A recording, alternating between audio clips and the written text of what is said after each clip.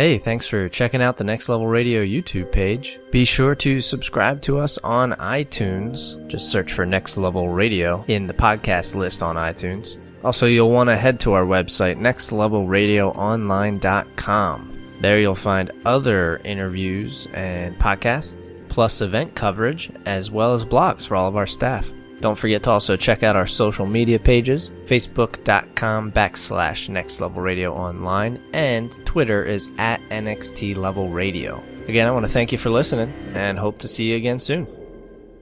Hey there, this is Jimmy Simpson. Hi, this is Claire Coffey. Hey, it's Rick Hoffman from Suits. Hey, this is Lucky Yates. Next Level News. Cards Against Humanity brings the raunch to the web in an unofficial app. The time has come to commence Operation Lady Gaga. The time has come to commence Operation Jerking Off into a Pool of Children's Tears. God damn it. The Showcast Weekly Update. Scorsese can now be added to the list of celebrities with animal lookalikes, joining Wilford Brimley, who looks like Surly Cat, and Sarah Jessica Parker, who looks like every horse in America. Hey guys, this is Amber Nurse. Hey, what's up? This is Thomas Decker. Hey, I'm Chris Parnell. Hey everybody, it's Greg Proops, the smartest man in the world, and you're grooving to Next Level Radio. Get it?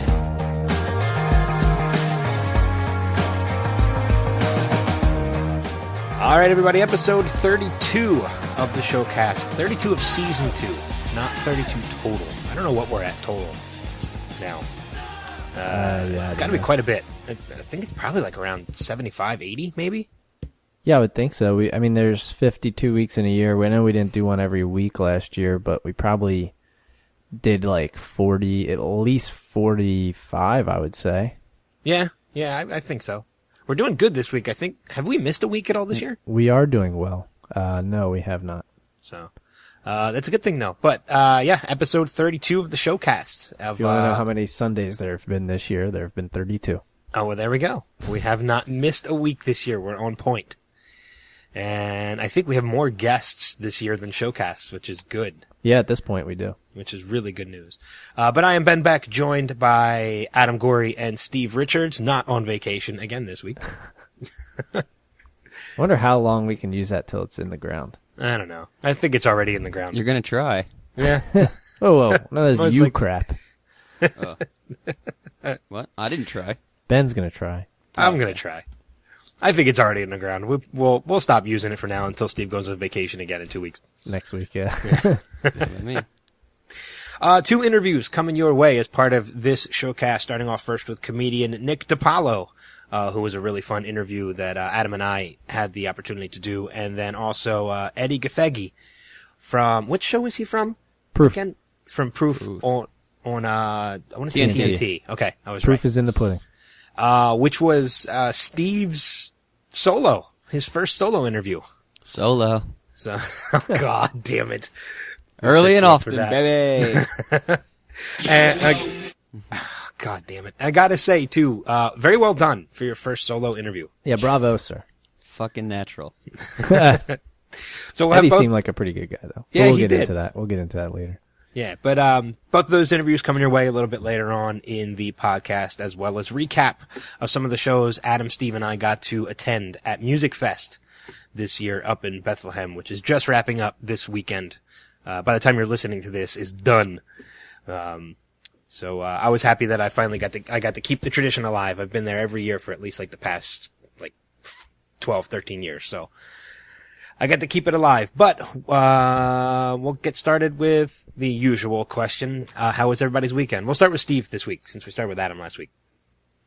I might have had like the greatest week that was ever had. No, not really. You get laid?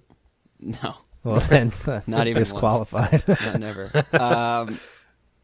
Well, we went to the Musikfest on Monday, which we talk about later. And then Wednesday, I got to go to a Philadelphia Union game. So if you're not enthralled enough by that, everyone else in the world. And they won. And then I played 54 holes of golf this weekend. Wow. Really? Wait, did you play twice today? No, I played Friday, Saturday, and Sunday. Oh, you played Friday, okay. Yeah. Must be nice. It doesn't suck. Dude, it was so hot this weekend, though. It was hot. Holy shit. You probably lost 10 pounds. Are your arms tired at all? Yeah, I think my left shoulder's gonna fall off. But that's because I swing so hard. That's my fault, not golf's fault. Yeah. Damn golf. Adam, how about you? My week was good.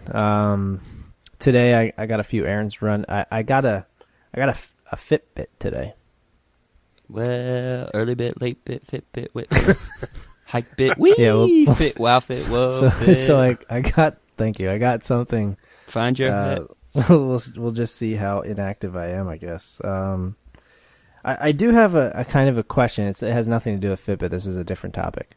Just gonna change gears real quick. The train is already derailing, and we haven't even started yet. Smooth transition into something completely different. What? And there's something that I had looked up. What something I have is worth now. So I'm curious. Like Ben might. This might apply more to Ben than Steve, but what would you think is like something you have that has the highest percentage of depreciation from when you bought it? Like just in general. Like what do you buy? And it's not a car. So the answer is my vehicle. That's what mine was going to be too, but he just said it. It's not a car. He just said it's not a car. So. Steve probably wouldn't know. Ben, you might know.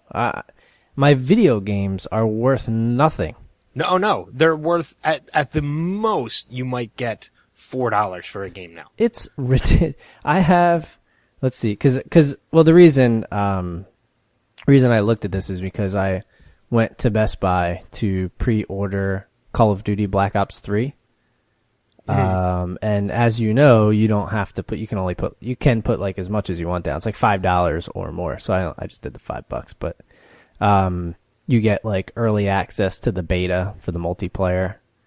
So I wanted to do that. So I was like, all right, well, maybe I'll just buy the whole game now and just trade in a couple of my old games. I have not this current iteration of Call of Duty, but the one before it, Call of Duty Ghosts. And then I have the previous iteration of Battlefield 4. These games are like 2 years old. Cost what, $60 or $70 brand new? Yeah, can I take a guess at what you got?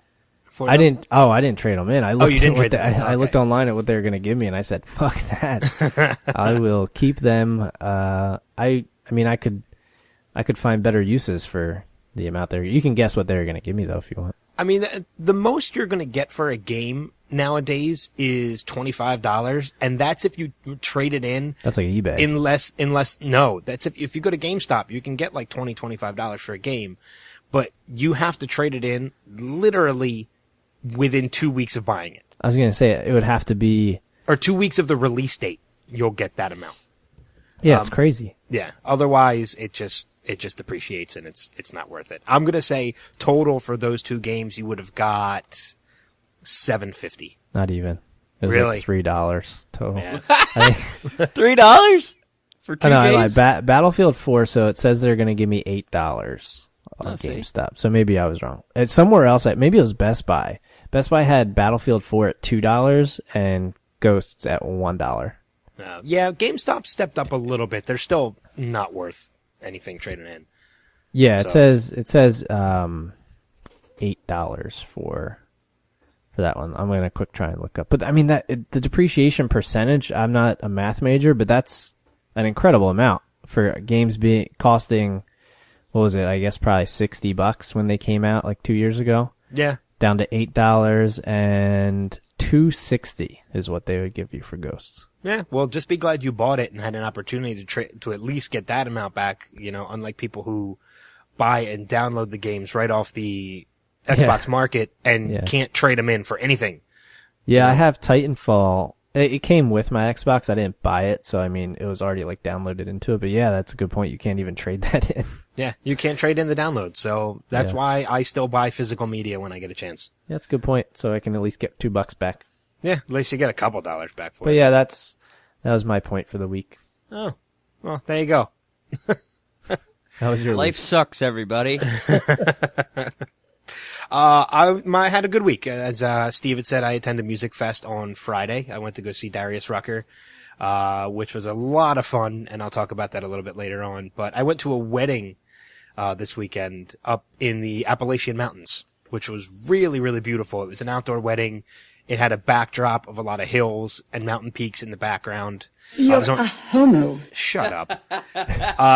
It was on a farm. The bride rode in on a horse, on her horse that she owns. Really? It was fantastic. It was so good. And she rode in on the horse, played to the music of the William Tell Overture, played by a brass quartet. I was curious as what music was playing. I figured it was going to be Unchained Melody or something, but I guess that works too. No, it was the William Tell Overture, which was fun.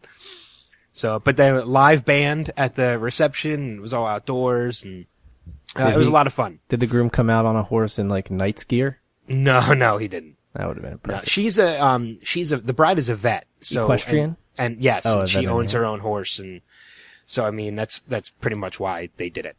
So, and the groom is a musician, in which, at one point during the night, he actually got up and played with the band. So. Oh, that's cool. Yeah, it was a lot of fun. What instrument? He's a trombone player. Ah, trombone. Yeah. But they had a live, band with like, full horn section and everything. It was cool. It was a lot of fun. Sounds expensive. I think the farm that it was at was where she keeps her horse. So she probably got a really good deal on the farm. On using the farm. And I think the band is actually all friends of his. Oh, okay. So I think they got a good deal, on everything. So, but it was a lot of fun. I got to stay the weekend up in the mountains, which was cool. I'm not sure how many cows are in the mountains. No. You said it was on a farm. All I saw was horses. So. Some but farm you're on. let's move things forward and let us hit the box office for the week.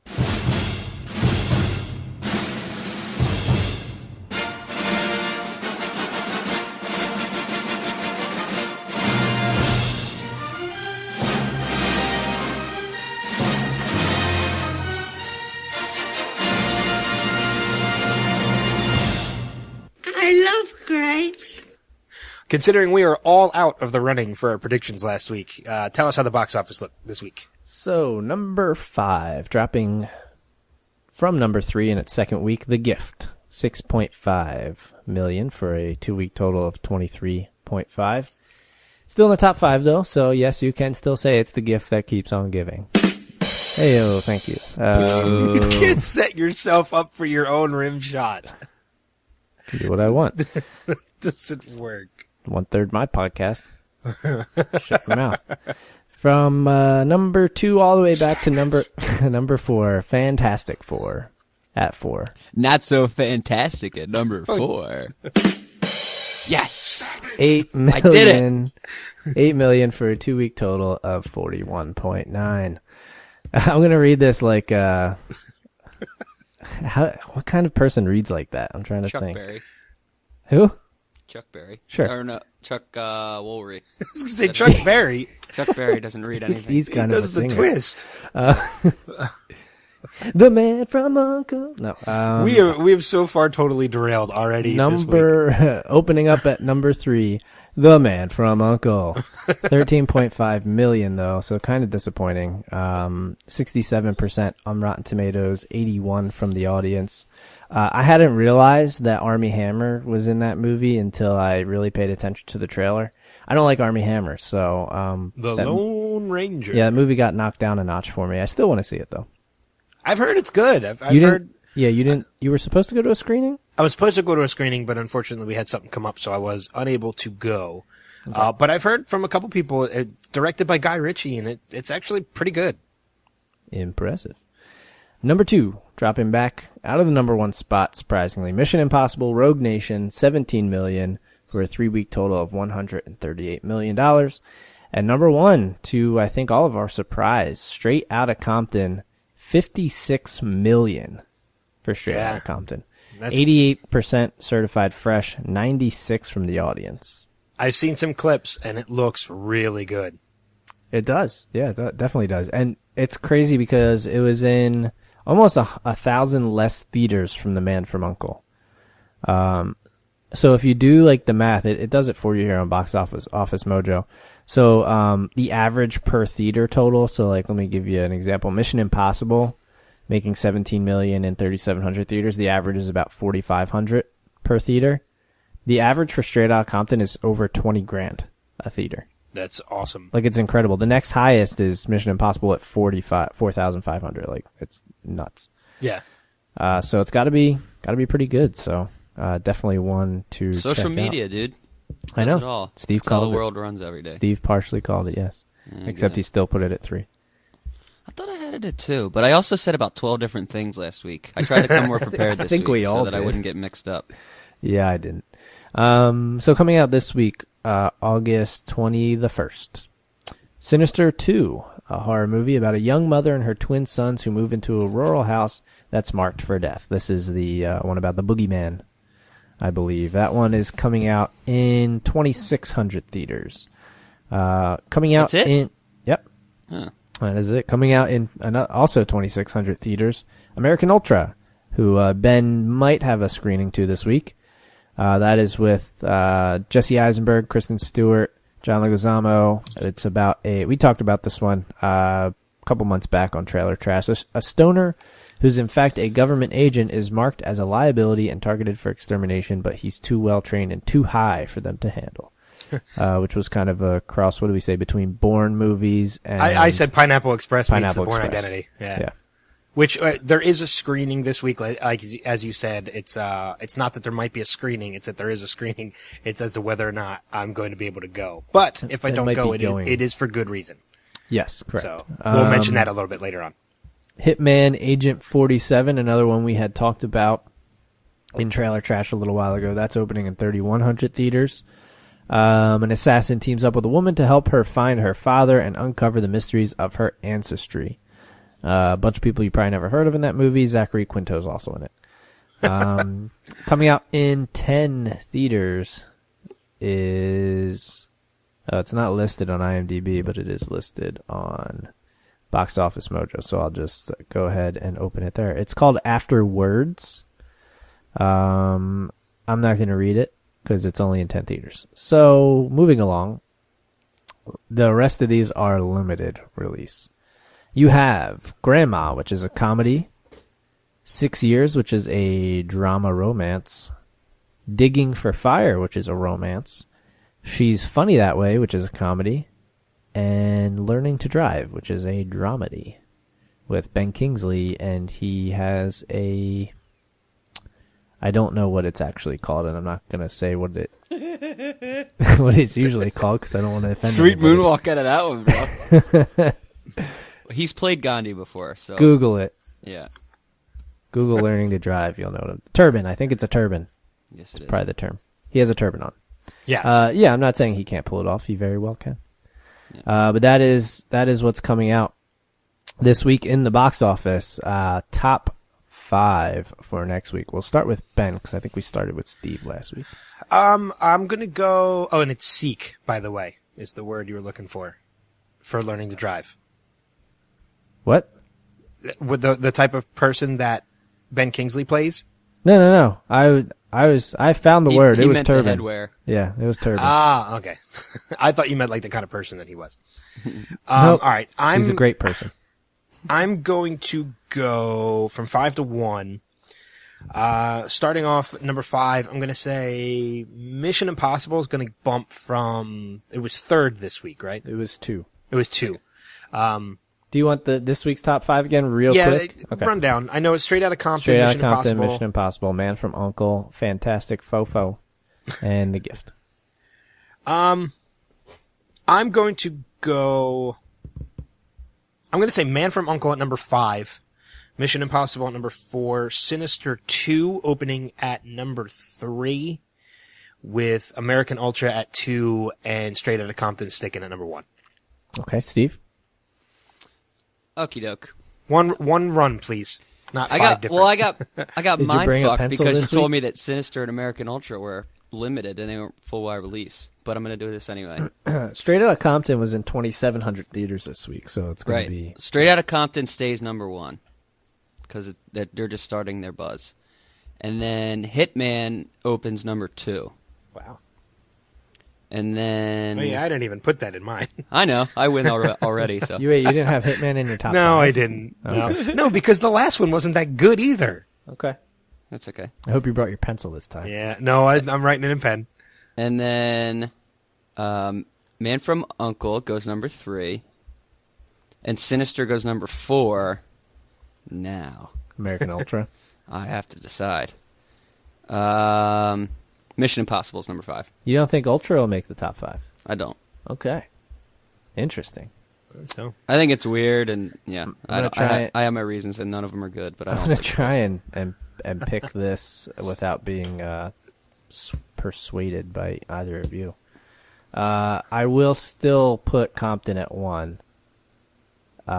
2, I'm actually going to put Ultra at 2.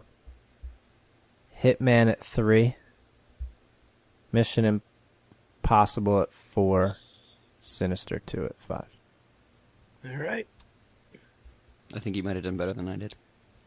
I don't even remember what I said. Straight Outta Compton, American Ultra, Hitman, Mission Impossible, and Sinister 2 were your top 5. That sounds good.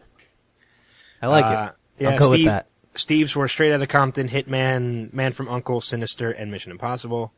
And mine was Straight Outta Compton, American Ultra, Sinister 2, Mission Impossible, and Man from U.N.C.L.E. Nobody really cares. I know. Why do we continue to do this? So, is that it for box office? Yes, that is it. On to you, Ben. Moving on to the DVD and Blu-ray releases for the week. That has been your DVD and Blu-ray releases for the week. There's maybe some television series that are coming out. I know Once Upon a Time is coming out to DVD. There's a couple other ones, but no major movie releases were even worth mentioning. I don't think anything even had a box office number next to it, which means everything was pretty much straight to DVD. Yay! That makes things easy. It does. So with that being said, moving on to this week's edition of Steve's Trailer Trash.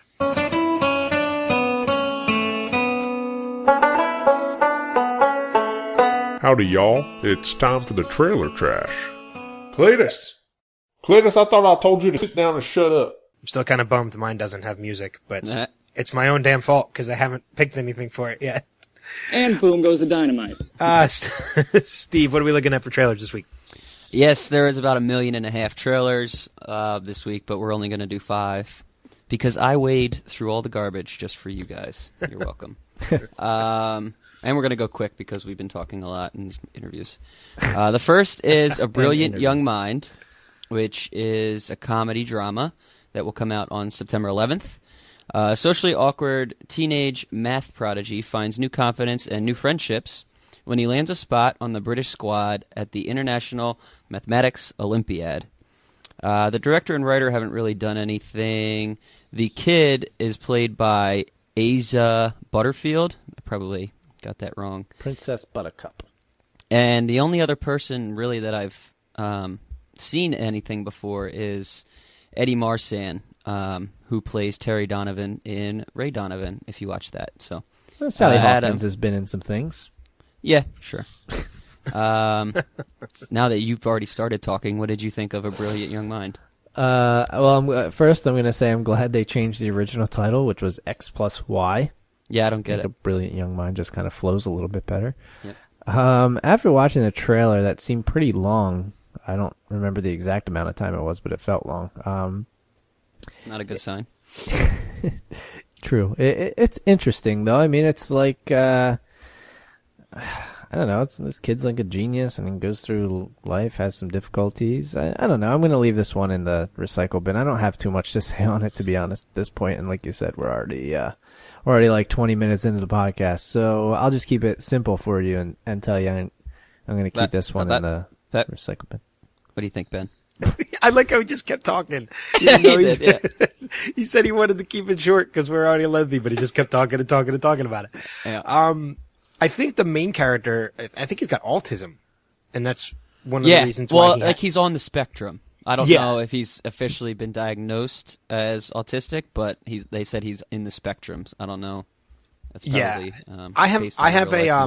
I have a godson who has autism, so it's very interesting. I'm very intrigued when I see anything about autism and movies about it like that. However, that being said, the trailer was very lengthy. You said in the beginning that it was a comedy drama. I didn't see any elements of comedy in this trailer at all. It looked like a straight drama to me. Yeah, we'll see. It might have like funny quips or something. I don't know. Maybe. I think I still need to see a little bit more before I make a decision. So, like Adam, I'm keeping this one in the recycle bin. Okay. I like Ben's reasoning better than mine. Okay, that's good. I'm copying that. Cool.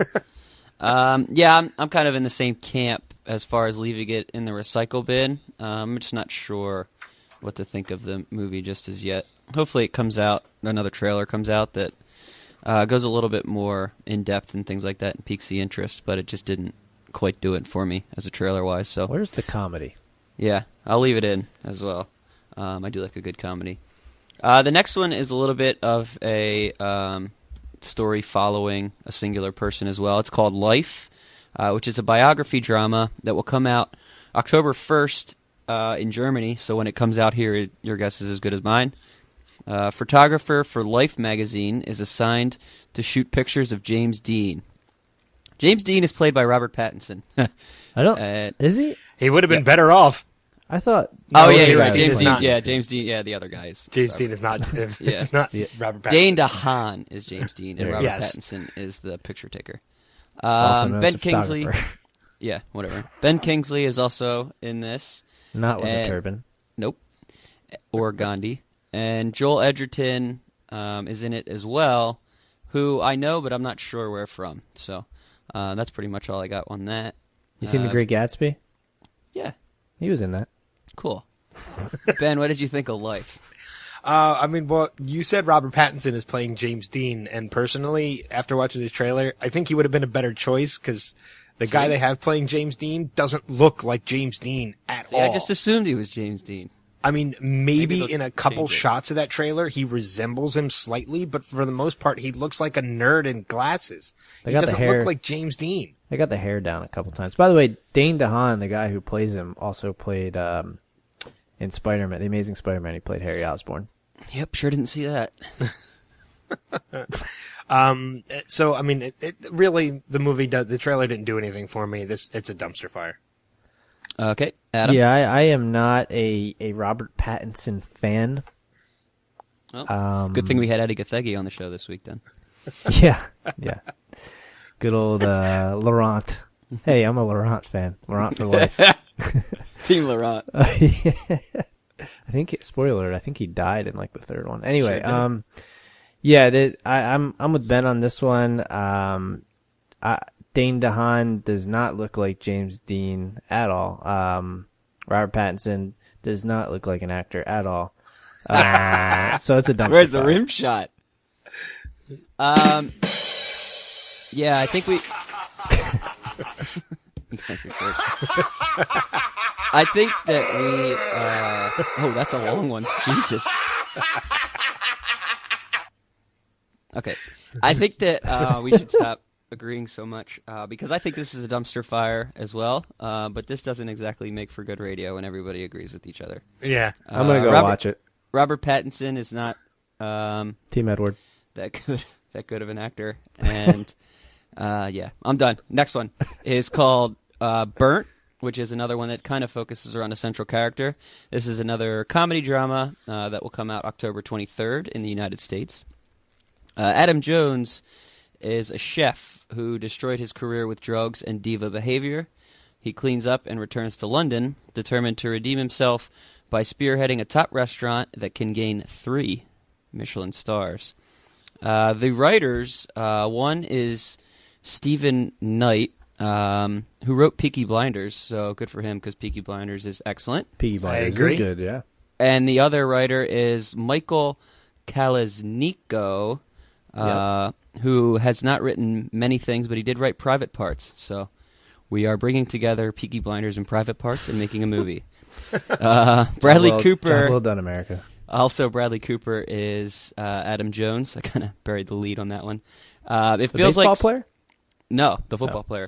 It feels like Sienna Miller might be the female lead as well, which obviously she was also the female lead with Bradley Cooper in American Sniper. Uma Thurman makes an appearance. Emma Thompson makes an appearance. And the first build in IMDb, who I guess is also a candidate for female lead, is someone named Alicia Vikander, who I'm not... Alicia Vikander. Sure. Yeah, I'm not sure who that is. Ex Machina. Yeah, she was the lead female, right? She was like the robot thing. She's the robot in Ex Machina, and she is gorgeous. I really want to see Ex Machina, by the way. I've seen was it. It's born amazing. she was born October 3rd, 1988, and I was born October 10th, 1988, so she's free to give me a call whenever she wants to. That's all I had to say about her.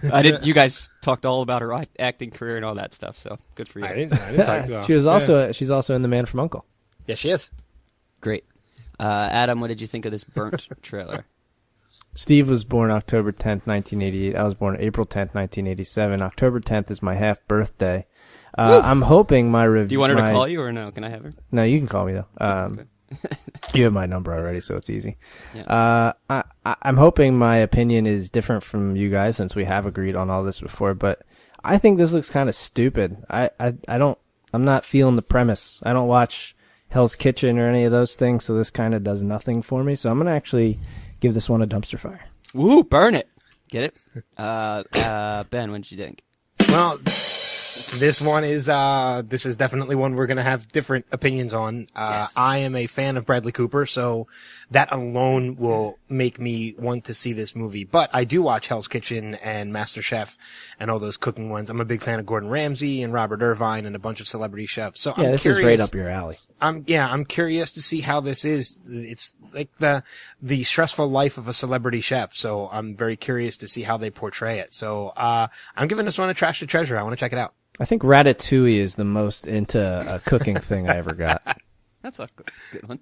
I also watch MasterChef and Hell's Kitchen, and I'm a Bradley Cooper fan. But I'm just hoping that they don't make it like really stereotypical and corny where he just starts screaming at people and cursing all the time, but because it kind of gets that feel. Yeah, we're like, from the trailer. Chef. Yes, chef. Yeah. Boy, Shut yeah, up. exactly. And then it said he destroyed his career with drugs and diva behavior. It seemed like he had issues like out of the kitchen or whatever, but it didn't really portray that he destroyed his career. So reading the synopsis kind of gives me a different feel than what the trailer did. But all that said, I think I'm going to leave this one in the can and call it. We'll all run the gamut, have one of each here. But I'll probably still see this movie because I am interested in it for all the reasons that I started out with. So I think this is a good one. Cool. The next one we have here is the new Quentin Tarantino, which is trailer of the week, called The Hateful Eight. This is going to come out January 8th, 2016. It's another Western from Quentin Tarantino. In post-Civil War Wyoming, bounty hunters try to find shelter during a blizzard, but get involved in a plot of betrayal and deception. Will they survive? ? Classic Quentin Tarantino fashion. We have Samuel L. Jackson, Kurt Russell, Walton Goggins, Jennifer Jason Leigh, Christoph Waltz, Michael Madsden, Damien Bashir, whose name I butchered, but I'll just tell you that he is Marco Ruiz from The Bridge, if you watched The Bridge. And Channing Tatum is rumored. I don't know why it says rumored when this movie is ready to come out, but that's what it says. Ben, what did you think of this Hateful Eight? Holy shit, is this a trash to treasure? Like, no joke. Like, I'm a huge Tarantino fan. I was so bummed when I heard that he had canceled this movie because the script had leaked. But if the script is that good, you just continue making the movie anyway, which he did. I'm not a big fan of Django Unchained. I kind of fell asleep the first time I watched it, because it's very, very slow in the middle. But that being said, I'm still a fan of like Inglourious Bastards and From Dusk Till Dawn and Death Proof and all the other movies he's done. I cannot wait to see this movie. It's absolutely a trash to treasure. Coolio. Adam? Yeah, getting back to Bad Radio. This is a trash to treasure. I mean, I am on Ben's boat also with Django. It was not my favorite Tarantino film. But Inglourious Bastards, it probably is my favorite Tarantino film. But either way, if it's a Tarantino film, I'm going to give it a shot. So this looks like, pure Tarantino. So I'm on board. By the way, too, can I just say that one of the things I love about this movie, and it just shows the genius of Tarantino, that certain theaters are going to be showing this in 40 millimeter. Yeah, they said film, that at the end of the trailer. Which is amazing. Like, that's just his thing. Like, that's why I love Tarantino. Yeah. Yeah, I mean, it's not fair to be boring radio on this one because there's no other answer other than this is a trash to treasure. Like, this is obvious. If you're a Tarantino fan, it's classic Tarantino, and you're going to go and see it. And if you're not a Tarantino fan, you won't see it. But you're an idiot if you're not a Tarantino fan. Agreed. The next one and the last one, it's actually already out, but I just kind of wanted to mention it because the entire franchise, I guess it's a franchise at this point, is so hot right now. Hurricane of Fun, The Making of Wet Hot American Summer, a documentary, is already out. In 2000, David Wayne and Michael Showalter set out to make their first film, Wet Hot American Summer. It was a low-budget independent film, and they cast their friends in a handful of unknowns. And then it's kind of like back footage. It's behind-the-scenes type of footage, and everybody's in it who wasn't famous when Wet Hot American Summer was created, but is famous now. Elizabeth Banks, Michael Ian Black, Bradley Cooper, Janine Garofalo, David Hyde Pierce, Joe Latrugolo, Ken Marino, Christopher Maloney, A.D. Miles, Amy Poehler, Paul Rudd, Molly Shannon, and then Michael Showalter himself obviously is in the movie as well, and in this documentary.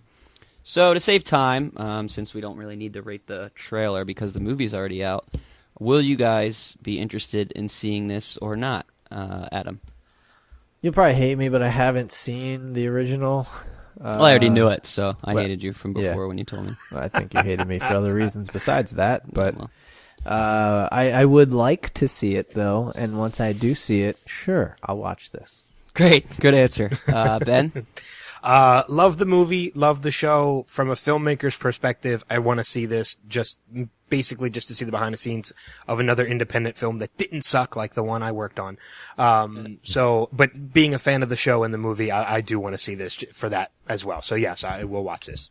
Yeah, and I mean, it's 60 minutes long, so it's like an easy watch on a night or a weekend when you have like an hour to kill. You just find it and pop it in and watch it. So I think, if you like the franchise, then it's obvious that you're just going to enjoy the whole 60 minutes of all these stars when they were young and just kind of messing around and goofing around, so it looks like a lot of fun. So I would be interested in seeing it as well. And that is all for the Trailer Trash of the Week. Awesome. Well, as any other week, you can view any of these trailers that we just mentioned, as well as past trailers that we've talked about before, on our website, www.nextlevelradioonline.com. Just click on the Trailer Trash tab at the top, which you can also go there for previous interviews and shows and such, including Primetime Fantasy Football, which returned last week. So, with Adam and hosted by Steve now, which is really cool. Oh, God.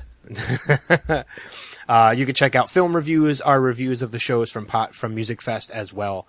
But also want you to check us out on Twitter at NXT Level Radio. Follow us on Facebook, facebook.com/nextlevelradioonline.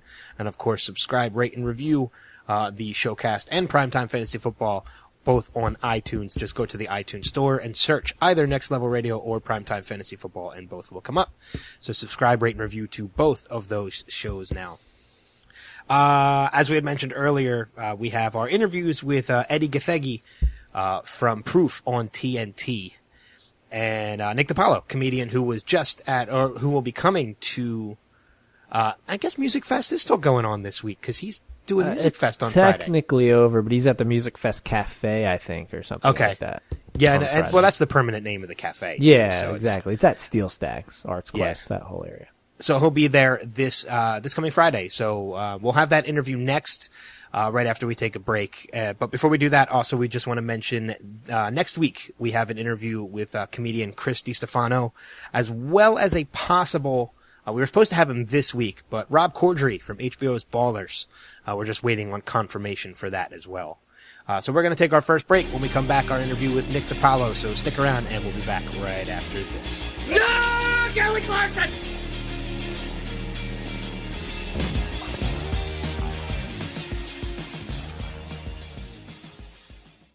Hey, what's up? It's Andrew Santino. You are listening to the Showcast on Next Level Radio.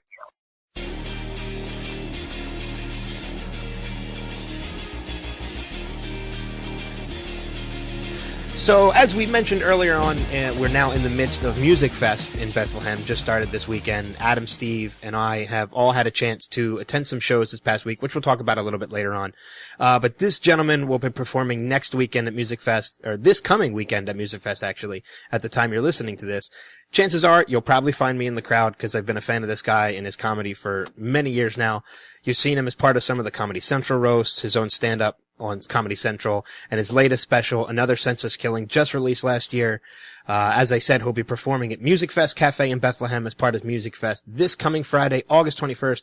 Please welcome to the show the hysterical Nick DiPaolo. Nick, Fellas, how are you? doing good. I'm so excited to talk to you because, as I said, I've been a fan for a while. Yeah, that last album, Another Senseless Killing, actually, it really came out in like this February, so. Oh, okay. Yeah, it's listed as 2014 for some reason, I guess. Or is that when you recorded? Yeah, exactly. Then I didn't release it till like end of January of this year, so. I can tell you right now, I've listened to it. I made the mistake of listening to it at my desk at work. Because it took, you work at Planned Parenthood? Well, I had earbuds in, so nobody else could hear it. But, I played it smart because I know your comedy, so I knew, I wanted to keep my job. Sure. But it took everything I had when I listened to it to not laugh out loud when I was sitting at my desk. Because it is absolutely hysterical. Yeah, it's selling well. It's I did it myself and put it on my website, which is a real pain in the balls. Thank God I have a few people that know more about technology than I do. But it was a bit of a fucking hassle. But yeah, it's always in and out of the charts on iTunes, and it's doing well. I think it's going to go styrofoam. Was this one of those albums? Because I know as of right now it's on your website, which is nickdipalo.com or nickdip.com. The other one will take you there. It's listed as for $8 right now, which I highly recommend. It's a great price for any comedy album. Yeah, if they use the coupon code, the word Nick or the word the radio, you'll get $3 off that actually. So. And you can actually pay more than $8 too if you want to support like your podcast and. This is true, and some guy paid the record's $208. Really? Wow. Yeah. Some guy in the D.C. area. It's funny because he came out there. I was playing a theater in D.C. and he came out. And he said he was coming out, and I fucking looked around for him after the show for like and never found him. And he goes, I didn't want to bother you. I'm like, bother me?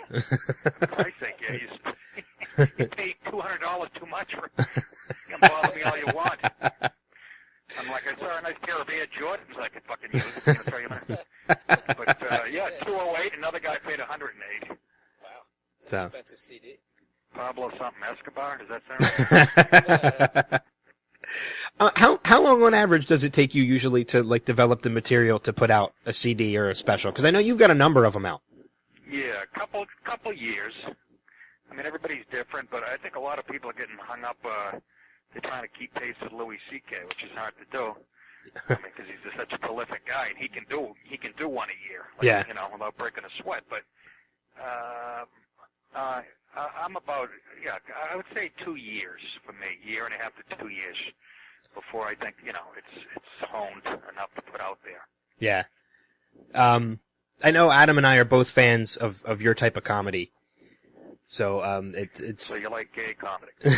Well, I mean, the style is very, like, sarcastic and obviously not politically correct. And that's kind of refreshing to see, especially nowadays. I know, you've been doing it for a while. Do you still take a lot of flack for it, or do you take more now than you have, 5-10 years ago?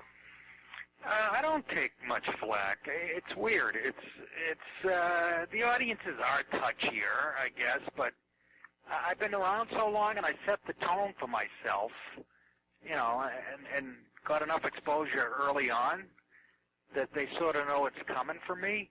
Yeah, I was going to say there are look. Yeah, there's nights. Look, most of the nights I'm in New York City, which is the politics in New York go against everything I believe in, and it's filled with college kids and fucking, everybody that weak in the nation, in my opinion, the political fucking strain. But they so there's some nights I'll make a table of young Asian girls cry and call me an asshole and or whatever. But for the most part, even they come around because I think they're sick of it. I think some of those younger people, I'm talking people in their 20s or millennials, whatever you want to call them, they're actually getting embarrassed for themselves, So, but I'm not gonna. It's actually fun. It makes it more fun, I mean, just knowing that they're bothered by words and they've been brainwashed by the fucking media and they don't even know it. I mean, I always tell the story when if a crowd's a little unruly or kind of chattery or whatever, there's certain buzzwords you can just throw out there to get their attention. Like right in the middle of it, I'll be talking about something. Well, let's say I'm talking about sports on stage, and let's say the crowd, I think they're not really. I'll just go, and you women, and you can hear a pin drop. or I'll go, fucking black people, Jesus Christ, and you can the waiters will stop serving and turn around. There's buzzwords. It's the coolest thing about doing stand-up this long that you learn so much about our society, because our society is trained by the television mostly, and then now by the internet, which to me also kind of leans left in its politics, and then so there are certain buzzwords that if you want to get their attention, and that's the downside. They get too focused on the words. I mean, if you say, like I said, if you say the word woman or fag, no matter what the context is, they'll just take a breath, regardless of what the context of the joke. You could be calling yourself a fag, or whatever, or a woman, or whatever, and they fucking, Yeah. Just say African lion, and you'll get exactly. 20 people. A kid had a shirt on with a little lion on it the other night. He goes, "What's that? Memory of Cecil?" And, and I said in that shitty fucking sarcastic tone, and just to get a rise out of it, So it's funny. Hey, look, when college kids are complaining that Jerry Seinfeld's act is too edgy. Oh my God. It's them. It's not the comedians. Yeah, I mean, it's like Adam said, your type of comedy is very refreshing because as you kind of, touched on a little bit, and I agree with it completely. We live in what I call an oversensitive, very overprivileged society now, where everybody feels like they have a right to everything, and they have, including the right to get offended at absolutely everything. Yeah, I mean, you see what's going on college campuses? It's fucking frightening. They have safe zones that students can go to where they'll be free of any ideas that might make them uncomfortable.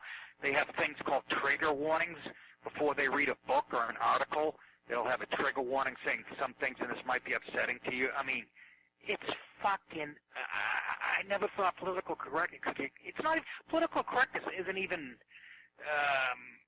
It's not even, the term's not even, doesn't even do it justice how fucking insane we've got over this shit, it's unbelievable. But fucking microaggressions, shit that you might disagree with that makes you uncomfortable, welcome to fucking life. Exactly.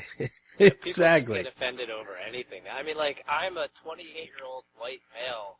I have no reason to get offended over half of the stuff.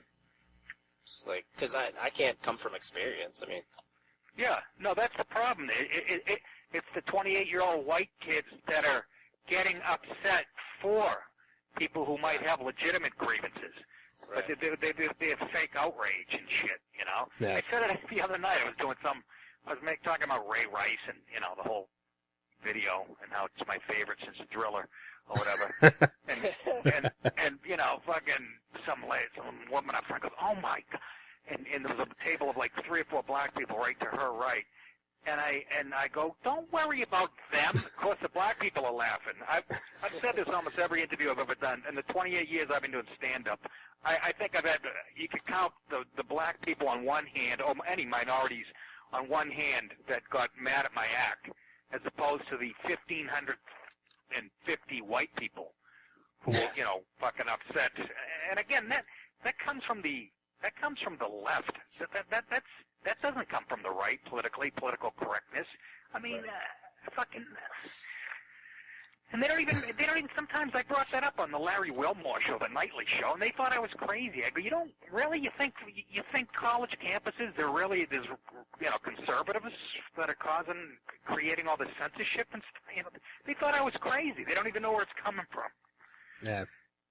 So, I know you had mentioned, you perform in New York City all the time. Obviously, when you're not on tour, which you're doing a couple shows right now, as we mentioned in Bethlehem. There's enough comedy clubs in New York. Is that primarily where you perform? Is New York City? Yeah, unfortunately, I moved out of the city about 16 years ago. I live about 35 miles north.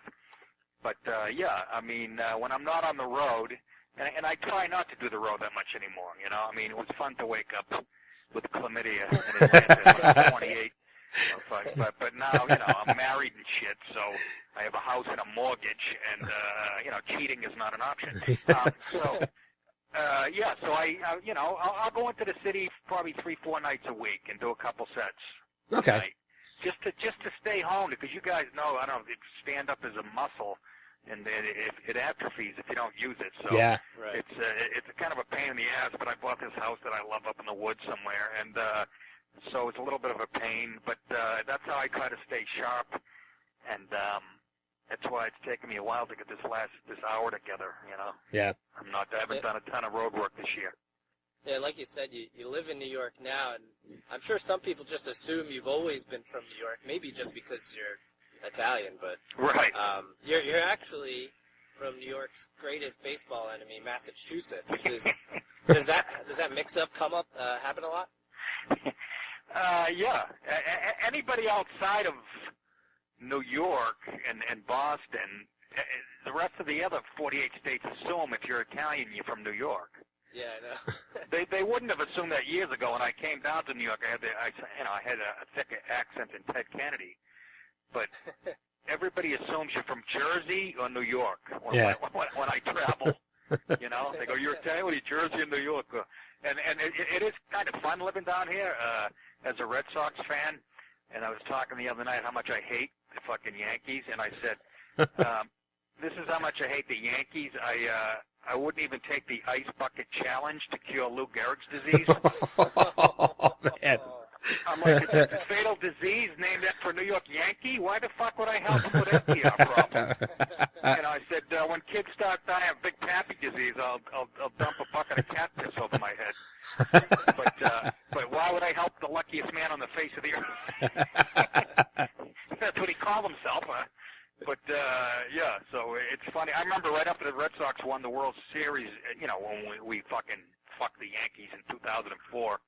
We came back from 3 games to none. Yeah. First team in the history of the ALCS to ever do that. Then they won the World Series, you know, the following week against the Cardinals. And it was a Monday, I got on the train, a Metro North train, which goes from New York City out to where I live. And there were no seats. There was one seat facing, it was actually, I'm sorry, it wasn't a Metro North, it was actually a subway, actually, in New York. And there was one seat facing the rest of the train, like the end seat. Mm-hmm. So I sat in that. It was the only one open, and I opened the paper, and on the front page of the paper, I held it up over my face, obviously, but it's a picture of the Red Sox celebrating, you know. And the paper wasn't up in front of my face. I swear to God, 10 seconds, somebody threw one of those pink Canadian mints at me. Well, we're from Philadelphia. Ben's not an Eagles fan. I am. My dad's from the Bronx, so I'm like half a Yankees fan. But being from Philly, I've kind of more moved over towards the Phillies and the Eagles. But being an Eagles fan, the Patriots were the ones preventing us from breaking our Super Bowl streak back in 2004. How's Deflategate treating you now? I love it. I love the fact, you don't understand, when I was a kid, I loved the Oakland Raiders, probably before you guys were born, because they had the dirtiest reputation, and they were really good every year. I mean, they were excellent. This is when they, you know, just win, baby, was the slogan. Now I don't know what the fuck it is, but they were vicious. The whole league hated them. Al Davis was a rogue owner, and I always envied that they had that reputation. And you know, I grew up a Patriots fan, obviously, too. And they were so bad. I mean, they were the joke of the fucking league. I still pinch myself to this day that not only do we have Tom Brady and all these Super Bowls, but that, you know, the fucking, it's us against the world. It's a fucking wet dream for a sports fan. Yeah. Yeah, I'm sure that ball being deflated by, I think it was less than a half ounce, really made the difference. Yeah, it was like 1 PSI or something. 1 PSI, whatever the. They're making it sound like he was pulling Nerf balls out that nobody knew about. And he's got those screamers, those ones you could throw like 1,000 yards or whatever it was. Yeah, exactly. So I think it was Roger Goodell saw an opportunity to go, "Ooh, look, I'll show how strong I am," you know, and take out the face of the league. But whatever. I couldn't believe that how that Super Bowl ended. I'm still. I watch it like porn. I jerk off to it. I'm not a big Seahawks person, so I was actually hoping they would win anyway. So. Yeah, Richard Sherman. Check out my tweets. There's a picture of me taunting Richard Sherman. Yeah, I did see that. So yeah, no, things couldn't be better. I love this, and I hope. I think it's going to court. I still say I think they're going to knock it down a couple of games. I don't know. Who knows? Right. Yeah. I have to mention, obviously, before we let you go at any time, I have to mention you did something that I'm a big fan of. You did an episode of Inside Amy Schumer. Yes. You did the 12 Angry Men Inside Amy Schumer episode. Yep. And I have to say, like, I'm a big fan of Amy's, and I'm a fan of that show, but that episode has to be probably my favorite episode out of all 3 seasons that she has done. And, you know, what was it like working with that? I mean, you had Jeff Goldblum, you know, Paul Giamatti. Paul Giamatti, John Hawkes. Yeah, and there's Ben Carthizer. Yeah, Dennis Quaid. Not alone, by the way.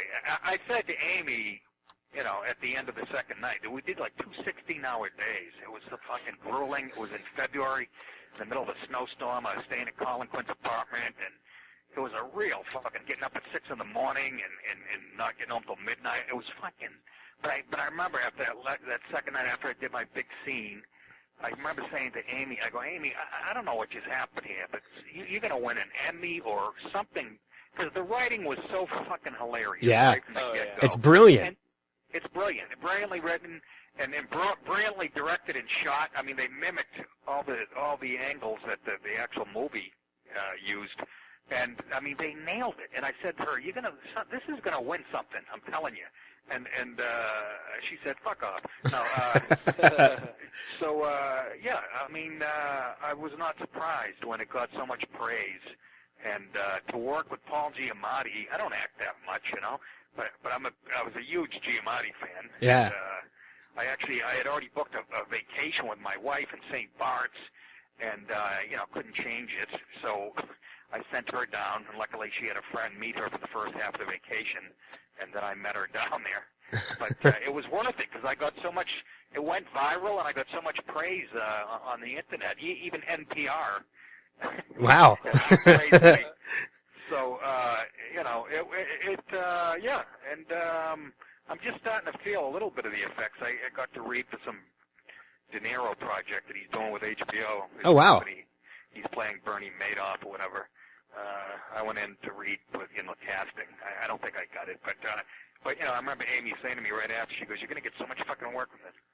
Yeah. And, you know. She seems somebody who's very, very down to earth and very humble and like very appreciative of the career that she has now. Cause she's skyrocketed over the last like year or two. Yeah. Yeah, she is. She really is. She's a cool person, and she is level-headed, you know, and I really get a kick out of her. I mean, we sit at that table at the Comedy Cellar, you know, she busts balls, you know, with the rest of us. And she's funny. She's genuinely funny. She can friggin' act. She directed that 12 Angry Men. She fucking wrote some of it. You know, so she's kind of like a female Louis C.K., I think, you know? Yeah, and Trainwreck was hysterical. I got a chance to screen that before it released, and I just raved about it afterwards. I told everybody to go and see it. Yeah, I mean, she's the thing right now, and I wish her the best, because like you said, she's pretty down to earth. And most importantly, funny. Yeah. I know another thing that you did for a while on Comedy Central too. You were a big part of the Comedy Central roast, as I had done or talked about earlier. You know, you were first, I think, on Dennis Leary, Jeff Foxworthy, Larry the Cable Guy, and then Pamela Anderson. Right. Have you been invited to do any of them, or do you just not have any interest in doing them anymore? They don't call me. The last one I did was Larry the Cable Guy, and the reason, I mean, he called, Dan Whitney requested me. I'm like his favorite comic. So he requested me. They weren't even going to call me for that, you know, and they had me close that one. Yeah. And, but no, they, you know, I don't know. There's a lot of politics involved, and I know as soon as Jeff Ross called him, you know, self-appointed himself the roast master, I didn't see much Yeah. I didn't hear from them that often, so I'm not even a huge fan of that shit. I gotta be honest with you. It's fun to do, but, it's fun like when it's Pam Anderson, but, Flavor Flav, what the fuck am I gonna say? How's that gonna help my career? Yeah. I mean, it seems like it's become more of a spectacle than it's hard to explain, but I mean, now they're doing red carpets for it. And... Well, yes. Well, what you gotta remember, guys, TV, the bottom line is the bottom line in TV. That's all they care about. So it's not about getting the funniest guys or the best roasters anymore. It's about bringing the biggest names they can get to, basic cable. And that's all it's about. And then now they write the material for these people who aren't comedians. Yeah. So they're not as good, in my opinion. But like Shaq. Yeah. Yeah, exactly. So that it's all about ratings and ad dollars. So yeah, I mean, I still go. Fun. I appreciate the ones that they ask me to do. Yeah, and I still go back to. I mean, one of my favorite. I've seen them all. I still watch them all, and some of them are hits, some of them are big misses, and I mean, I won't name which ones. All the ones that you've been a part of, I've been a fan of. And I still go back to the New York Friars Club roast of Drew Carey, which was one of the first ones that they aired. Right. And I'm more of a fan of them when it was, these guys these are comedians getting together to honor another comedian, not just, a bunch of celebrities they're bringing out to be a part of this. Right. It's just a weird business. I mean, those celebrities are trying to keep their careers alive, Yeah. So they do these things. They're probably not exactly thrilled to be there either, but and then once again, quality suffers, and nobody gives a fuck because it's about making money. So yeah, exactly. Sort of the world we live in. Yeah. Well, I know we're running out of time. I know you're a busy man and you have more interviews to take care of tonight, but we definitely will. We want to ask you guys a quick question. This Musikfest thing, right? Yeah. Is this something I did before? I think so. It's not an outdoor thing, right? Where you're performing on Friday is not. No, you're inside. Yours is not, no. But if it's the place I'm thinking of, behind me is glass, and you can see like a big old steel mill. Yes. Yep. Is that the thing? Yes. Yeah, I had a good time, actually. Right next to the new casino. Sands is down here. Yeah, but I just remember this giant iron, whatever you call it. Yeah, the old steelworks is still there. Steelworks. Yep. Yeah. Okay, so that's the. Things start to blend in after a while.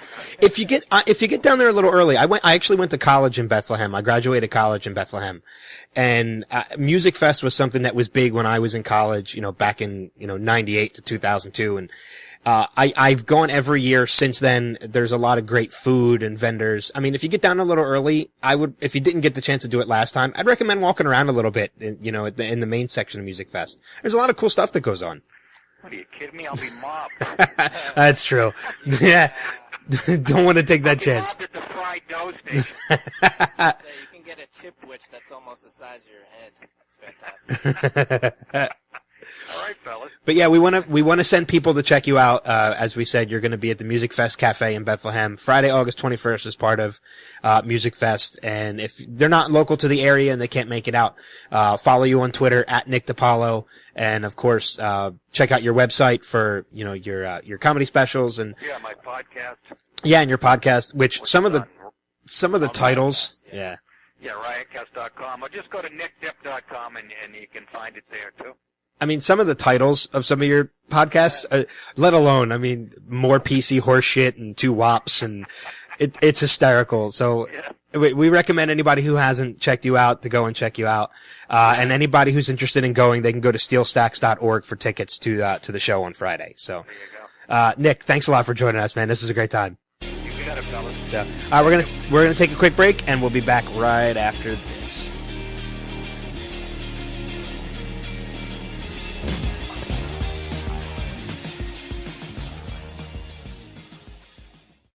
Hey there, this is Kevin Durand, and you are listening to the Showcast on Next Level Radio.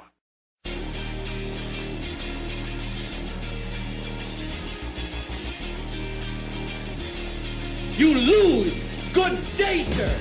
That Nick DiPaolo is a funny fucker. Yes, he is. Man, I have a feeling, too, because usually we preface every interview with, we're not FCC regulated, so you can say whatever you want. I have a feeling, because he does his own podcast, it wouldn't have mattered with him. He would have known it was a podcast and would have known we weren't FCC regulated, and he would have just let the F words fly. Or he would have said, he would have been like, what the fuck? Can I curse on this? Yeah, exactly. Yeah. So, but he didn't hold back, man, and it was great.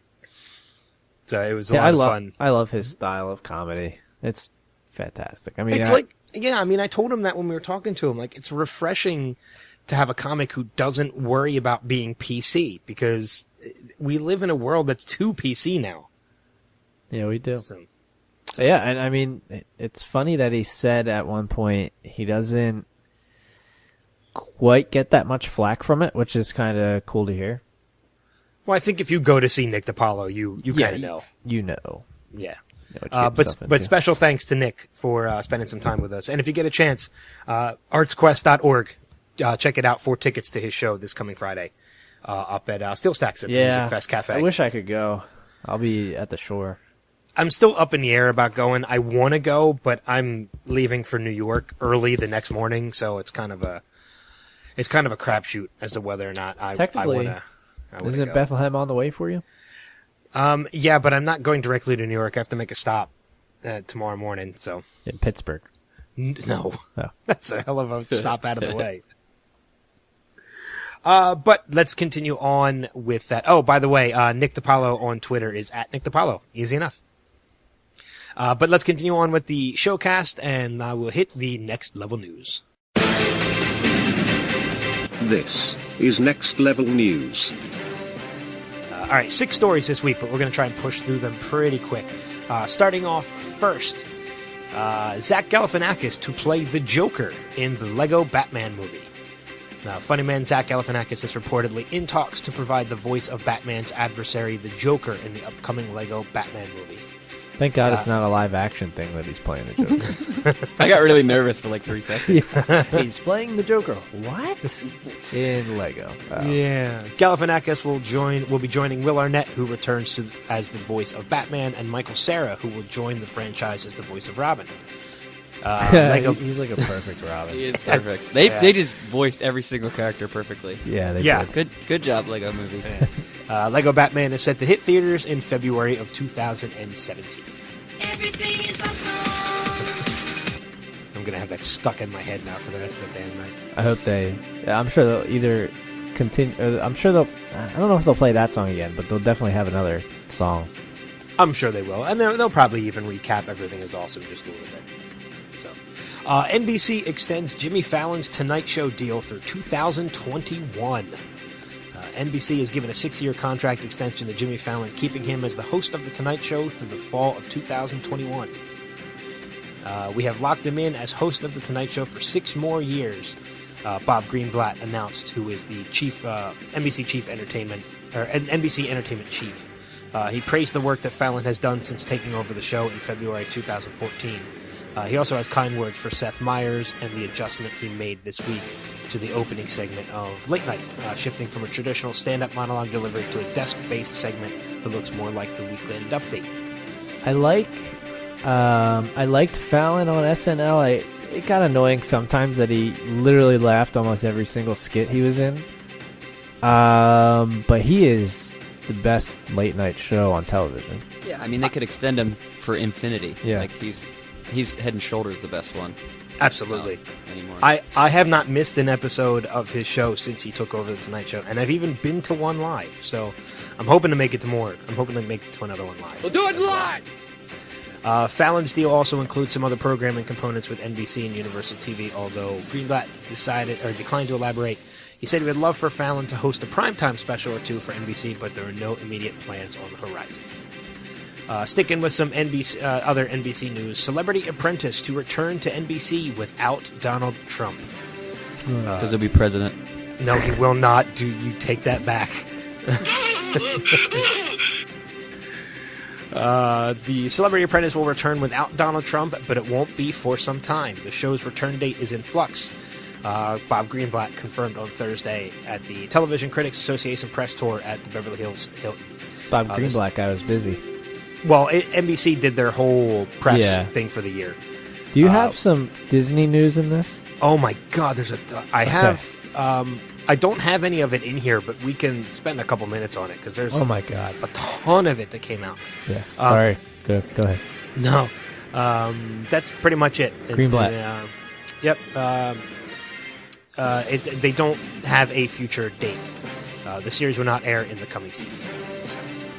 Clooney's wife is one of the finalists, and she's a lawyer, not a business person, so that's weird. Well, I don't think she's a celebrity either. No, I mean she's one of the finalists to host it. Oh, really? Oh. Yeah, to replace Trump. Oh, I thought she was a finalist on the season or something. No. See, I think a good replacement, believe it or not, and some people might give me a hard time, I think Mark Cuban. Yeah, that is, I was going to say Cuban. I like Cuban. I do too. I think Cuban would be a good choice to replace Trump. My wife, Andrea, she hates him on Shark Tank. Really? I like him on Shark Tank. She thinks he's a dick. Which he is, well, but he is. That's why he's part of being a businessman. Yeah, that's why I like him. Do you like dick? God, there we go.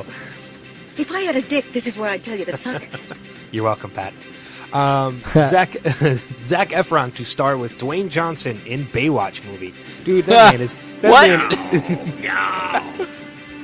That man is in everything now. And I'm talking about The Rock, Dwayne Johnson, not Zac Efron. But Zac Efron... Man, you and me, we're fucking done. Zac Efron is in talks to join Dwayne Johnson in Paramount's Baywatch comedy, which is based on the 1990s television show. This can only be bad, right? Seth Gordon. You said the word direct comedy. movie. Is this like a parody? I think it's a parody of the show. It might be I good like then, I guess. But still, I haven't heard any females. Are there females cast in this movie? None as of yet. Total sausage fest. Although plot details are currently vague, sources close to the project reveal that the studio is taking a comedic route with the film. Production is expected to start in early 2016. Magic Mike 3, we go to the beach. Pretty much. That's exactly what it is. And Hasselhoff has to have a cameo. If he doesn't have a cameo, I'm not going to see it. Yeah, if they don't cast any women, I'm not going to see it anyway. But they have to. Yeah, they have to cast women. Adam, I know this is something you and I are both excited about, and we had talked about earlier. But Steve's left out again. Confirmed by DC Comics, Constantine is coming to Arrow on the CW. Yep. DC Comics character John Constantine, played by Matt Ryan, of the recently canceled NBC series, not the quarterback, will be coming to CW's The Arrow in Season 4. It was announced at the CW's Television Critics Association press tour presentation. Ryan will reprise his role for Arrow Episode 5, titled Haunted, which, unfortunately, it's only a one-episode deal. Yeah. It's not coming. It's kind of a bummer. But it's a little bit of a spoiler they had come out that he is probably going to be the reason why Katie Lotz's character, the Canary, comes back. Yes. Because she has to be revived before DC's Legends of Tomorrow. Legends of Tomorrow today, yeah. So it's rumored that he is the reason that she comes back. So if you wait a couple days, they might be the Legends of yesterday. Shut up. And finally, sticking to some Stephen Amell news, something I'm very excited next week. Can I continue? Again, sticking with some more Stephen Amell news, something I'm excited about because I will be there to witness this. Arrow Stephen Amell to wrestle at WWE SummerSlam. He already kind of did. On Monday night, he jumped the ropes and tackled Stardust, which was pretty cool. After 3 months of social media battles and several on-camera appearances, the feud between Arrow star Stephen Amell and WWE wrestler Stardust is finally coming to a head. Back in May, the long tail started when Amell was ringside at WWE's Monday Night Raw, where Stardust hassled him before his match against another wrestler. Stardust lost and seemed to blame Amell for it, despite his lack of doing anything. I don't watch wrestling, but is Stardust like the fairy of all the wrestlers? He looks like a fairy. That's one way to put it. He's Cody. It's Cody Rhodes. He's actually Dusty Rhodes' son. Oh. He's the one wrestler I said that your previous host on at the Sales University looked like. Oh yeah. Mike Neff. As Stardust or as Cody Rhodes? As Cody Rhodes, yeah. Not as Stardust. That would be weird. He dressed like that all the time. But a real dream come true for Amell, who's been a huge WWE fan since his childhood, will be in the ring in a tag team match with Aaron Neville versus Cody Rhodes and Wade Barrett at SummerSlam, and I will be there for it, which is really exciting. But that is going to wrap it up for this week's Next Level News. So, let's Disney's recap. making a Star Wars park. Oh my God. Is it a park or is it a section of the park? It's like a land. But it's like 14 acres. Yeah, it's a section of, it's going to be, so what I've heard is that there's going to be two. One's going to be at Disneyland. The other's going to be at Hollywood Studios at Disney World. So it'll be part of Hollywood Studios, but it's going to be like 14 acres. I mean, it might as well be its own damn park at that point. Well, they've been doing Star Wars days there for like the past couple years. So they've been doing it, for a while. It's actually a whole weekend, yeah. But I mean, if you look at a map of Disney World and you look at the amount of land that they own that is undeveloped, they have a third of the land they owned is actually like what you see now with Disney World. A third, I think they're going to preserve. And then the other third, they could essentially double the size of Disney World if they wanted to. Yeah, which is already huge. Yeah, it's nuts. So, I mean, they could do a Marvel theme park. They might part eventually. Of Hollywood, which they might do eventually, yeah. They're adding an Avatar land to Animal Kingdom, which I know you hate, but... I'll pass. Pocahontas land. But I mean, they revealed, we haven't seen it yet, which hopefully we'll see it in the next week or two. It'll be part of Trailer Trash, but they showed the trailer for Captain America Civil War at Disney's, press conference. They announced, Pirates of the Caribbean Dead Man Tell No Tales, in which Johnny Depp came out as Captain Jack Sparrow, and met Harrison Ford, which was pretty cool. I posted a picture of that. Yeah, I was gonna say, is that the picture you had? That's the picture I posted earlier. They announced, they showed a scene from Finding Dory. They announced 2 more animated films, Gigantic and another one, which I can't remember what it was. But out of all the press conferences that happened, NBC, CW, ABC, Disney's, I think, has the most. Yeah, I think, did they announce a Big Hero 6 sequel too? That I did not see. You could be right though. I'm sure there's stuff I didn't see. I don't know. IGN posted something saying Baymax story continues in #Kingdom Hearts 3's Big Hero 6 world. Oh, no, then that's not a sequel. Kingdom Hearts is a game. Oh. But Kingdom Hearts is a Disney game that has it's kind of like Final Fantasy meets Disney, in which the characters are anime characters, but they meet all the Disney characters along the way. I was a big fan of Kingdom Hearts 1 and 2, so I'm actually really excited for Kingdom Hearts 3, which is way long overdue. So, but yeah, that'll be cool if they add Baymax and the rest of the Big Hero 6 characters to Kingdom Hearts. That'd be really cool. Yeah. Apparently they are. So, but yeah, a lot of stuff out of Disney, out of D3 this year. I love that they call it D3. Isn't it D23? Is it 2-3? I thought it was D23 Expo. Maybe it is. So, but yeah, a lot of great stuff that came out of the Expo this year. So, but we have another event that we got the opportunity to go to. Adam has reviews posted for both of the shows that he went to. I have not had time to write mine since I was away this weekend, but I will have it posted in a couple days to the concert. But why don't we start, Adam? Why don't we start with, the first concert you went to a Musikfest was OAR? OAR, yeah. Of a Revolution. And how was that? That was a blast. I mean, I had, again, if, like Ben mentioned, if you want to see the review, just go to nextlevelradioonline.com. Go to the events tab and click Musikfest 2015, and that's where you'll see it. I had seen them last summer, down in Philly, which was another outdoor venue, but there were no seats. So it's kind of nice I mean, I know you're not really sitting during a concert, but I still like having an area to go to instead of like having to push through a crowd of people or, cause last year we kind of just hung out towards the back, so we didn't have to worry about that. Yeah. My wife was also pregnant at the time, so. But no, it was a blast. They're such a good band to see live. I know you're a fan of Dave Matthews. If you like Dave Matthews live, you'll like OAR live. I'm a fan of their music. I've just never seen them live. Yeah, they're the same kind. They'll like do a little jam session, here and there throughout. Mark Roberge, the lead singer, he'll kind of switch up the lyrics every once in a while to different parts, or just like add some lyrics in like during the song. They ended up playing 22 songs. That's a pretty good set list. Yeah, it was I don't remember the exact amount of time. It was at least 2 hours. The only weird thing was that there was no encore. That's because they do poker for like 20 minutes. Yeah, they did. Time. Well, they did. Last year they had an encore. Last year when I went to see them, their encore song I think was "Crazy Game of Poker." So they just decided to just play it extra long. Yeah, probably. Yeah, instead of going away, coming back and playing it, they just stayed out on stage and played it. Yeah. But yeah, that song I think is 8 minutes on the studio track.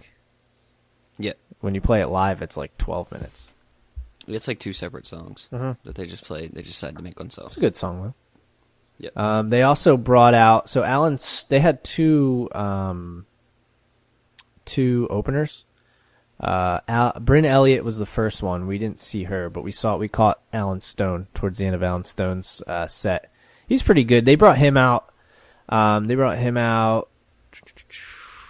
few songs before the end, and they did a cover of "Hard to Handle." Cool. Otis Redding, or you might be more familiar out there listening with the Black Crowes version. Yeah, that's what I was more familiar with. But yeah, no, they're a great show. It was a beautiful night. The audience, I think there was just about 3,400 people there, so about just over halfway filled the stands. But yeah, it was such a good time. I would recommend seeing them if you like I said, if you like Dave Matthews, you would like them. I'll have to check them out down the road. Yep. So again, full review, nextlevelradioonline.com. Go to events, Musikfest 2015. Cool. Then your next show, Steve went to you with, which I wish I could have. Went to with me. Went to with you. Sorry. Which I wish I could have gone to because I'm a fan of this guy's stand up. But I know your opinion on it. I'm very curious to hear Steve's. But you guys, who'd you go see the second night? Jerry Seinfeld was Monday night. I'll let Steve go first because I just talked about OAR. But yeah, I thought it was good. He did. It's like a good mix of local jokes. He did a bunch of jokes about Bethlehem and Steel and Russ, which is funny. And then obviously he had his base set because he couldn't just make Bethlehem jokes for an hour. But he did some jokes about like referencing Seinfeld, which was funny, but it wasn't Seinfeld references. Like he just, like in the very beginning, he said, "Are the other three going to come out?" And you knew he was talking about Seinfeld, which was funny because he kind of just made fun of himself in that way, I guess. Yeah. But yeah, I thought it was a good mix of local jokes and also his main set list, and it was, you're laughing most of the entire time. So it was a good set for sure. Yeah, Steve and I, neither of us. It was funny when I first texted Steve when I found out I got the tickets for press. I didn't know who to ask. So I was like, well, I'll check with Steve. Maybe I know he likes stand up. So he's like, I don't like Seinfeld the show, but I do enjoy stand up. So I mean, if you can't find someone to go with, I was like, well, you're the first person I asked, but I also don't really watch Seinfeld and enjoy stand-up. So we're like, we'll get the same experience, so let's go. And then we went to Waffle House afterwards, which was awesome. Best part. I mean. But yeah, like Steve said, I mean, we should probably mention the Steel stage has the steel mill right behind it, which is kind of a cool... Well, it's picturesque, I guess you could say. And again, it's a really cool setup. Yeah, the day, I guess the afternoon we were looking at it, it was supposed to rain like all afternoon and evening, and we ended up lucking out. It didn't rain at all. It was like an absolute perfect night.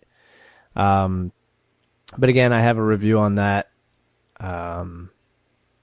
events Musikfest on our page. But no, but a lot of it is observational humor, it seemed like. And it was funny because I don't know if Steve heard this guy. I don't remember if I asked you about this, Steve, but like during the set, at least 4-5 times, Seinfeld would tell a joke. Everybody in the crowd would laugh. And I heard this guy go, "Oh, that's true." He was sitting directly next to me. Like he literally would say, "Oh, that's true," right into my ear. So yeah, I did hear that. Like that's why I'm laughing because it's true. No, I can't believe I forgot to tell you this. Like I can't believe we didn't talk about this because it's the same thing as someone saying, "Oh, that's funny," instead of laughing. Like, what? Why? Then laugh if it's funny. Why? It's so that is that I like it took away a little bit every time he said it. I was like, shut up. I know I know it's true. That's why I'm laughing at it, because it's funny, because it's true. It's one of those things. You get it? Yeah. But other than that, the show was great. It's interesting because, and I kind of touched on this in my review, but I don't know how many stand-up shows I've been to. It's not a lot, and they've all been indoors, and none of them were the size of the crowd was over 5,700 people. Steel Stage holds 6,600. So I mean, that's a large show for comedy. Yeah, I think he was one of the bigger draws of Musikfest this year. Yeah, he was the second highest attendance. We'll get to yours in a little bit. That was the highest. But yeah, I mean, it's interesting because a lot, like, shows that large, you know, if you ever, I've never seen one at like Madison Square Garden, but a lot of times it can take away a little bit from the show. But I didn't find that to be the case actually with the Seinfeld one. So I was pleasantly surprised. I mean, again, outdoors comedy is an interesting mix. It's the first non-music headliner they've had at Musikfest. So I think it's something that was successful, and they'll continue to do it again. But yeah, it was a good time. It was that, like I said, and Steve said, we did not watch his sitcom, but we still enjoyed the comedy. Yeah, I wasn't a big fan of the show either. So, but I'm a fan of his stand-up. Yeah, we're like an anomaly to find three people who like TV and movies, all who weren't fans of Seinfeld. Like whatever's rarer than an anomaly, and then an anomaly. Anomaly. An enemy. That's what we are. Yeah, it's unbelievable. I've never met three people in a row that haven't liked Seinfeld, let alone three that do this podcast. So yeah, I just didn't like it. And like people who are Seinfeld fans are like to the death. Why don't you like it? I don't know. It's okay. Like, oh, you're crazy for not liking the show. Yeah, it's okay, but I'm not like an avid watcher or anything. Yeah, that's, you know. But his comedy's awesome. His comedy was brilliant. His comedy's great. Like like I said, I love his comedy. I didn't like keel over a bunch of times during the show. There were a few times where I really was like laughing my ass off, especially he talked about like the erectile dysfunction pills. And like if your erection lasts longer than 4 hours, and then he like went into that kind of stuff, and that stuff really hit well. But almost everything he said got a laugh, you know, out of me, out of the crowd. So I mean, it was like a continuous hour or so of laughing. So it was a job well done on his part. Cool. So yeah, glad you guys enjoyed it. So, I, on the other hand, this past Friday got to attend. Did you say he was the highest? Second attendance? highest. No, Seinfeld, mine. Yours was the highest, yeah. He was Darius Rucker was the highest attended. Only one to sell it out this year. Yeah, which I was very excited about the fact, because the place was packed when I got there, which was awesome. I know you guys at OAR got an upgrade in your seating, which was going to be impossible for me at Darius Rucker, because the place was sold out. But I've never seen Darius Rucker. I'm a huge fan of Darius's country stuff and of Hootie and the Blowfish as well. But I had a feeling a lot of those people that were there because of him as Hootie, not just because of his country stuff. You know, cause country's, it's one of those music genres where it's hit or miss. Either you love it or you don't. But because of that, he did quite a few Hootie songs with his band, which was fantastic. It was Hootie without the Blowfish. But he did a cover of Time. He did a cover of, Only Wanna Be With You, Let Her Cry, Hold My Hand. So the popular songs that he did from Hootie. Wow, that recording sounded like weird. It's cause I'm playing it on my phone in front of my microphone. Oh, well, that'll work too. But I'll tell you, one of the cool he did do an encore. He did a 2-song encore, and he saved the best for last. One of his most popular country songs, which is Wagon Wheel. He saved as his last song that he went out on, and the place erupted. The place went nuts. Yeah, I'm sorry, Hootie, but I don't know any of your country songs. His country stuff is good. He always had a country sound to him, even when he was with the Blowfish. So, it kind of fitting that he went over to it anyway. He did 2 covers, that night. He did 3 covers that night that were awesome. One of them was, he had an opener, which was Cassidy Pope, who was another country female singer who was really good. I'd never heard of her before, so it was something. I came in about halfway through her set, so, very enjoyable. Again, I didn't know her, so I didn't know what to expect. But in which he called her out later on in the show and he did a Johnny Cash cover, with her. He did the song Jackson, by Johnny Cash.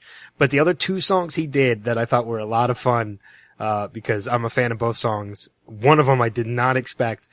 He did a cover of the Jerry Reed song Eastbound and Down, which is the theme song to Smokey and the Bandit. Okay. That's an interesting one. Which was a lot of fun. It's a country song, so it kind of worked. But the one that really surprised me, he did a cover of No Diggity by Blackstreet. Blackstreet. Which, with a little bit of a country flair to it, and it was awesome. And it was awesome. Like, it was so much fun. He's very engaging to the crowd. How many songs did he play? Cause you said he did some Hootie songs. He did those covers. It's probably like around 20 songs, okay. I think. It's a good set. Yeah, it was a good, 2-hour show, which was really a lot of fun. So, I went in there. It's weird. This is the first time I had ever gone to a concert by myself. Which even like Dave Matthews Band concerts, I've gone with friends. So like, I've never gone to a concert by myself. I've gone to other shows by myself. Have you gone to a movie by yourself before? Oh yeah. Okay. Yeah. I've gone to movies by myself. I saw Penn and Teller and David Copperfield by myself. Is it similar to seeing a movie by yourself? Yeah, because nobody's talking. You're there to enjoy the show. Exactly. So, and it was the same thing with the concert. Like, it was weird to not have anybody to talk to during the show, but by the time he got into it, like, I didn't care. Like, I was just enjoying the music, and it was just a lot of fun. You weren't like dancing with your arms up and your head down, were you? No. People think you're weird at that point. Yeah. But it also helped out too that I didn't have anybody to drag behind me when trying to get out of there and get to the car. That's true. I didn't have to worry about somebody keeping up with me while we were. Did they give you an free Uber ride? No, why? Did you get one? I got, on the way out of OAR, we got like a business card that said like free Uber ride. Oh, I didn't take any of that stuff. Yeah. Maybe now I should have. Oh, I threw it out after I got it, but still handed it to me. So, yeah. But it was a lot of fun. I'm definitely glad that I went. So between that and Seinfeld and OAR, we have to give a huge special thanks to Musikfest and Arts Quest, and Mark, who, Adam's been dealing with over there, who set us up with everything. So yeah, special thanks to those guys, and hopefully we get to do this again next year. 'Cause it was a lot of fun. Yeah, that was a good time. So, and I'll have my full review of the Darius Rucker concert up, hopefully within a day or two. We have 2 interviews over the next couple of days, so hopefully between that and work, I'll have the time to get mine typed up. Did you go to Waffle House after? No, I didn't go to Waffle House afterwards. Bad choice by you. I know, but I had to drive up. Poorly. I had to drive home in order to get up the next morning and drive to the Appalachian Mountains, so I did not have time. It's a sorry excuse. It was a Friday night. Steve and I went to Waffle House on a Monday night. Sure did. Granted, his show was done at like 9:45. Yeah. That's besides the point. So, but yeah, again, special thanks to Musikfest and Arts Quest and Mark over there for everything, including Nick DiPaolo, the interview that you heard a little bit, earlier tonight. And next week, Chris DiStefano. Yeah. So, with that being said, we are going to take our second break. When we come back, Steve's flyby solo interview, with, Edi Gathegi, from Proof on TNT. So stick around after this break. You'll get to hear that. We will be right back.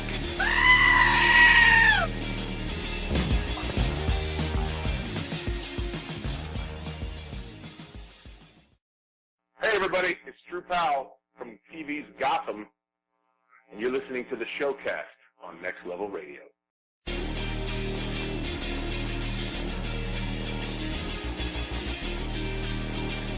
All right, welcome back to the Showcast and another interview portion of our show. Our next guest this week has been all over the map. He's been a vampire, he's been a mutant, he's been a doctor, and he's even been a Haitian drug lord. You can currently catch him as Dr. Zed on TNT sci-fi drama Proof, which airs Tuesdays at 10. We want to welcome Edi Gathegi to the show. How you doing, Eddie? Oh, man, how you doing? I'm very good, very good. Good. Pleasure to be on with you, man. Yeah, appreciate that. So I would guess since the season finale of Proof is coming up, you guys aren't still filming Proof, are you, right now? Oh, we finished back in the late April, early May. Yeah. When we wrapped up. Yeah, so where are you hanging out right now? Right now I happen to be in New York. I'm back and forth between Los Angeles and New York. It was New Orleans and L.A. Yeah. Now it's L.A. and New York. Oh, yeah, we always like to hear an East Coast guy hanging out in New York, being from Philly ourselves, so that's always good.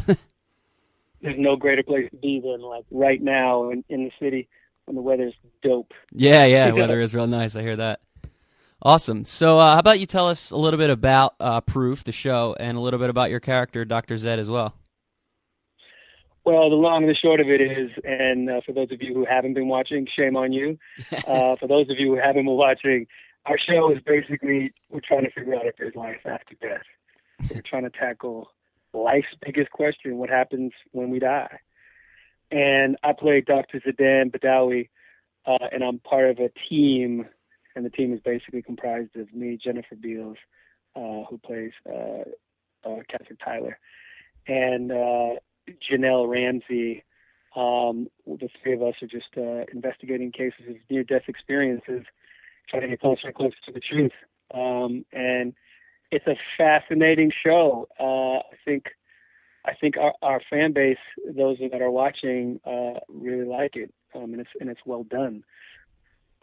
Yeah, absolutely. And then what kind of, I guess, research goes into that? Because obviously nobody knows the answers to the questions that you're trying to answer. So what kind of research are you doing headed into the show to kind of get into the mood for it?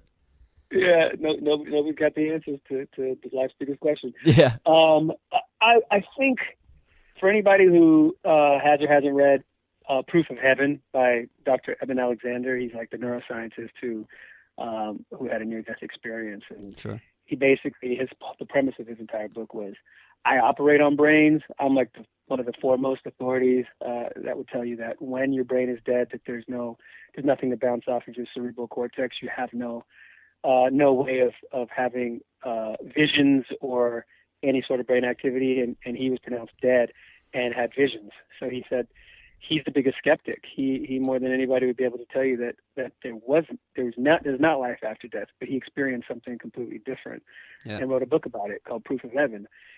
And our show, I don't want to put words in the writer's mouth, but if you read the book and you watch our show, you'll see the similarities. So in terms of research, for me, I did read that book after we had gotten into production, just to familiarize myself with that pursuit. And there's tons of books out there. And then also it was just a matter of not studying medicine, because there's no way that I'm going to cram 8 years of medical school into, one season of filming. Yeah. But I don't know, man. My research has just been my life experiences, who my character is in this world, and what his passions are, where his emotional life lives, and his moral compass, where that stands, and his vulnerability, and etc. Yeah, that's awesome. And I am a little bit hesitant to call this sci-fi because it's certainly the way you described it. It's more on the science side than the fiction side. But more on the fiction side, you have been in X-Men as Darwin, and you also played Laurent in the Twilight Saga. So this isn't your first go at this type of genre. But the Twilight side is kind of more what I wanted to talk about, because I got to believe that those fans are just crazy off the wall at certain times, especially at premieres and stuff. Can you take us into your world a little bit as one of the stars from a series that was as successful as the Twilight Saga? The Tweeleat Saga? The Tweeleat? Yeah. My friend Jared, he's hilarious. He loves to mispronounce everything that I've been in. Hey, Edie, were you in Tweeleat? Anyway. I wasn't into sci-fi before Twilight. I got to attribute Twilight to opening me up to the whole sci-fi world. Sure. Because I just was not my jam. I'm like one of the few people that I know that still hasn't seen Star Wars. And I mean, I'm going to say that on the radio. I'm going to get hate mail. Yeah. Star Wars? We're a nerd podcast, so you're going to get hate from us, too. Sci-fi was not my jam, but when I got thrust into this franchise, and I had to do my research, I started to fall in love with sci-fi. And in terms of the fan base from Twilight, from TV, it's huge. I mean, taking us back to Comic-Con after we had wrapped the first Twilight before it was released. Apparently, 6,000 people camped out in front of Hall H in San Diego. And when they got in and we took that stage, they screamed for us at the highest decibel level that Hall H had experienced to date. I mean, these fans were rabid. That's crazy, man. They're insane, like, hungry for a bone. Yeah. And it was a lot of fun, man. For a second, you felt like you were a Beatle, like a rock star. Yeah, absolutely. And that's it's not bad for a guy whose first love was basketball, right? Yeah, no, I know. I never got that love playing basketball, especially the way that I played. Can you tell us a little bit about? It feels like it was kind of a pivot point in your life. Just because in my research, it seems like if you didn't have an injury while you were playing basketball, you wouldn't really be an actor at all today. That's like absolutely true. Like I attribute that sports injury to like me finding my passion.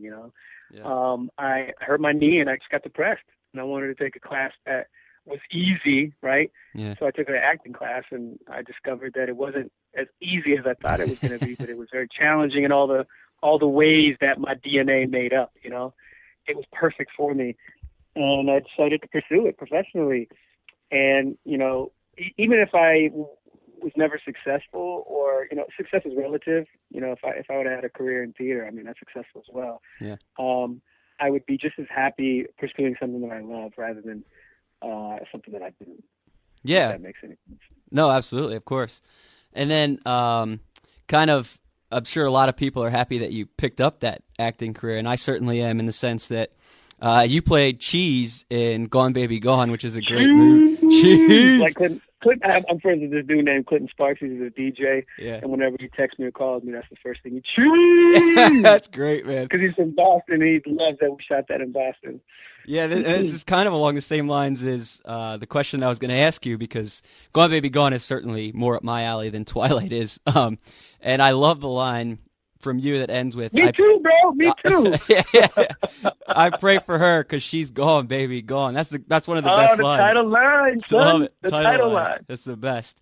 Tell me you get that in the street. Tell me someone has come up to you in the street and recognized you as Cheese and given you that. Even if it's a friend or something, I need to know that somebody's giving you that line.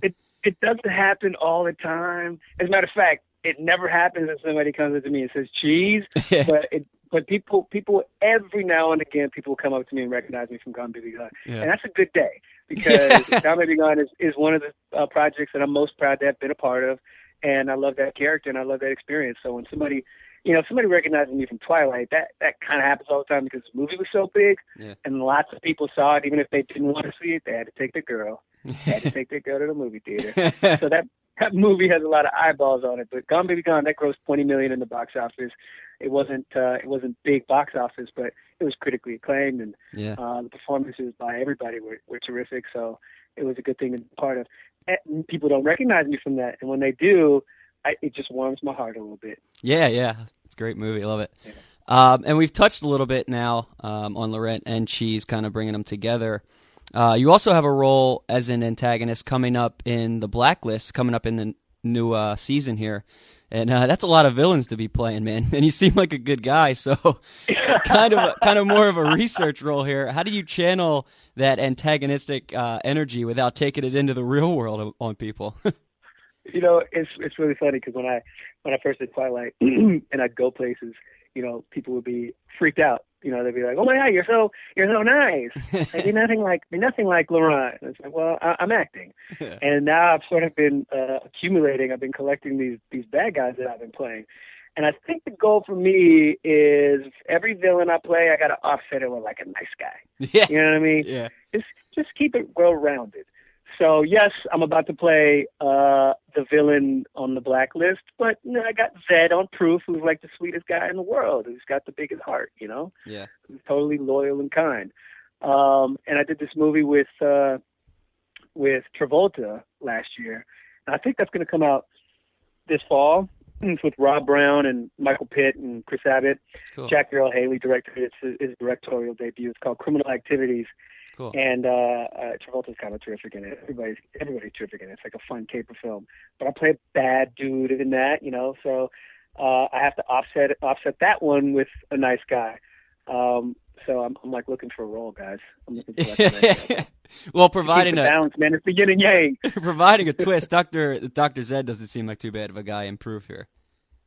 Yeah, Zed does not have a bad bone in his body. Yeah, that's what I'm thinking. I didn't know if there was some kind of huge M. Night Shyamalan twist coming on us, but he seems like a pretty good You know guy. what? Let me not say that. You never know. It's like let's get picked up for another season. There's an arc that could happen, you know. Yeah, exactly. And then now just talking with you back and forth a little bit here, I've realized that we've covered a lot of different types of work that you've done as well. And I haven't even mentioned you had some roles in House and Justified, and you were a little in a random couple of CSI episodes, and you're even in an episode of Veronica Mars, which is a cult classic. Essentially, you've been everywhere. Do you have a role that kind of sticks out as your favorite over the years, one that you would just either really proud of or really enjoyed being a part of?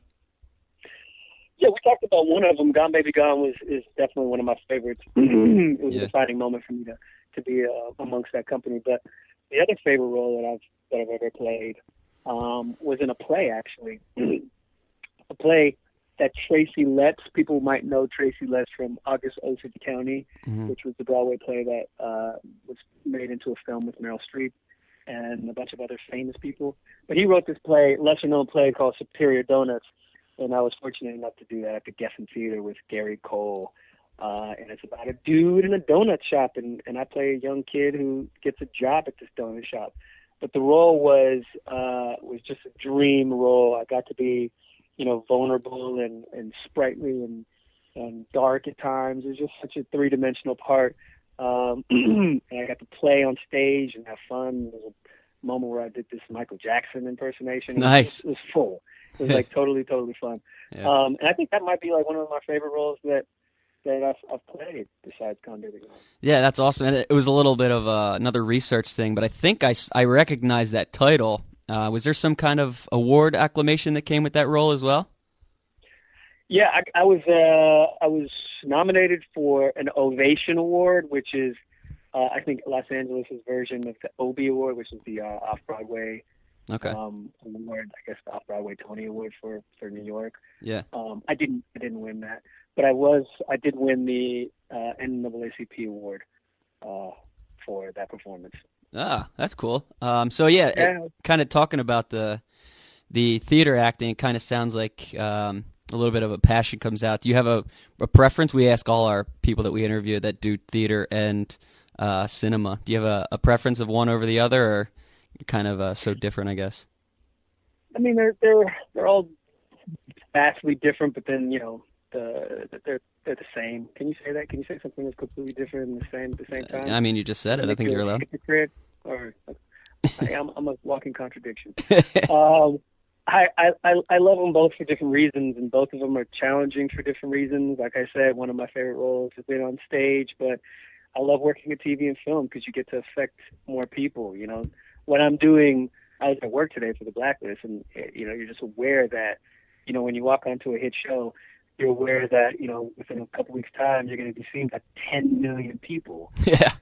And you can't reach that many people doing theater in a black box. Yeah, no kidding. So there's something magical about knowing that you're going to connect with a huge population. So that's what's cool about TV and film. And then TV and film also, the paychecks aren't too shabby. You know what I mean? That works out well, yeah. Yeah. So that's cool. You get to upgrade your the way that you live. If I made a living, and people make great livings off of theater, depending on how far they get. But theater, for me, to do theater exclusively would be more of a struggle, Yeah. And it's great that I have the opportunity, because at the end of the day, I also realize that these opportunities that you get to work in TV and film at a high level, they're so rare. I've got so many talented friends that are just beasts. They're in beast mode with their acting, and they don't get the breaks. They don't get the opportunity to show the world what they got. And a lot of this industry has to do with timing and luck. And I get lucky, man. I get lucky. Yeah, well, certainly earned it a little bit as well along the way, I would think. Yeah, well, you prepare. You make sure you got what it takes, and then you hope that everything falls into place. And sometimes it doesn't, sometimes it doesn't. That's the reality. Yeah, it's just the way it works. Awesome. Well, we're going to let you go now, Eddie. We covered our time here, but first I'm going to remind everybody to go ahead and watch the season finale of Proof. It comes up Tuesday at 10 o'clock on TNT, and like Eddie said, shame on you if you're not watching, but if you can catch up on the first 9 episodes on demand if you haven't seen them yet. And also be sure to follow Eddie on Twitter and Instagram at I am Edi Gathegi. Is that right? That's exactly right, my brother. Perfect. All right, thanks so much for joining us today, Eddie. We really appreciate it. Thank you too, man. Have fun. My pleasure. Awesome. Stick around, everybody. We'll be right back with more of the Showcast right after this.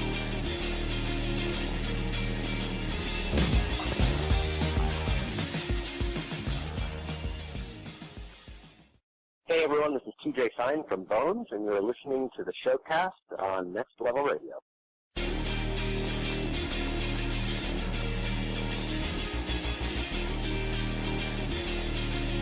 Catalina wine mixer.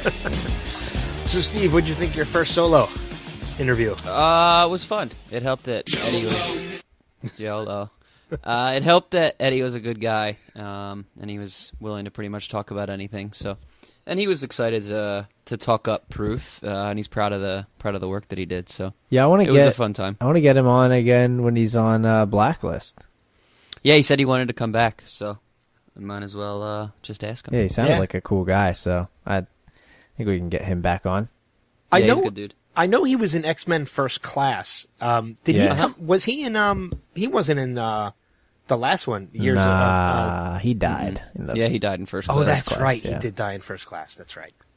Spoiler. Yeah, Kevin Bacon. But I mean, technically, Kevin it made him part of the Marvel universe. He was indeed. And actually, if you read the comics, his character is technically not dead. It was absorbed by another character. Well, that's interesting. He lives inside of another character. Yeah. So he's technically not dead. Like a parasite. Well, in the comic books, he actually comes back because he lived inside of another character for a while until he found a way to come back. I don't think they're gonna have his character come back, but Probably not. That would be cool. It would be cool. X-Men Apocalypse. Yeah. So, cool. So, let's get ready to wrap things up. As we had mentioned earlier, next week you can look forward to an interview with Chris DiStefano, who's a comedian performing up at Steel Stacks, as well as the possible interview with Rob Corddry from HBO's Ballers and the Emmy-nominated Children's Hospital and Hot Tub Time Machine and so many other great things. I really hope we get confirmation and we get to talk to him. I can't wait. And Ballers is, I know we've talked about this earlier. I'm really digging that show. I like it. I think it's a great show. So, I think Steve's the one. I didn't say it was bad. I said I enjoy it, but it's not, I'm not going to say it. It's eye porn. Well, I it's did. Not like, I agree with you completely. It's total eye porn. So was Entourage. Get your popcorn. No, it's exactly, and I liked Entourage as well. So there you go. Entertainment value. Very, very true. So, cool. So special thanks again to Edi Gathegi, for coming on, and good job, Steve, on your first solo. That was well done. Yes. But let's get ready to wrap things up and let us hit Adam's weekly update. And now, the Showcast Weekly Update. This week's weekly update brought to you by Edi Gathegi. # Team Laurent. I watched Twilight yesterday, by the way. For the first time? No. I mean, yeah, definitely for the first time. Yeah, for the first time. I swear, it was the first time. You should not admit that. By yourself? Yeah, and 17 again is like... Did you get laid? Bad for me, right? No. I think we already established, I guess, you didn't get laid, so we know that's not the root of it. What were we doing? It's your segment. Yeah, sorry. # Team Laurent. Okay. In an interview this week, Topher Grace said that the relationship between his former That 70s Show co-stars Ashton Kutcher and Mila Kunis is, quote, the greatest thing that ever happened. You can really only take that with a grain of salt, though, since he's comparing it to other life events such as Spider-Man 3. Yeah. A popular race in Massachusetts is letting runners take part virtually by running on their own treadmill. Little do they know, all I'm going to do is turn my treadmill on the highest speed, go sit on my couch, and binge watch The Wire. Yeah, that's about right. Probably what I would do too. Yeah. I assume you can't actually physically compete then, but the web browser Internet Explorer turned 20 years old this week. Although if you ask me, it died a slow and painful death about 5 years ago. Hashtag Google Chrome. R&B artist Jason Derulo was booted from a flight this weekend after he got into a shouting match with an airline employee because they denied him preferred boarding.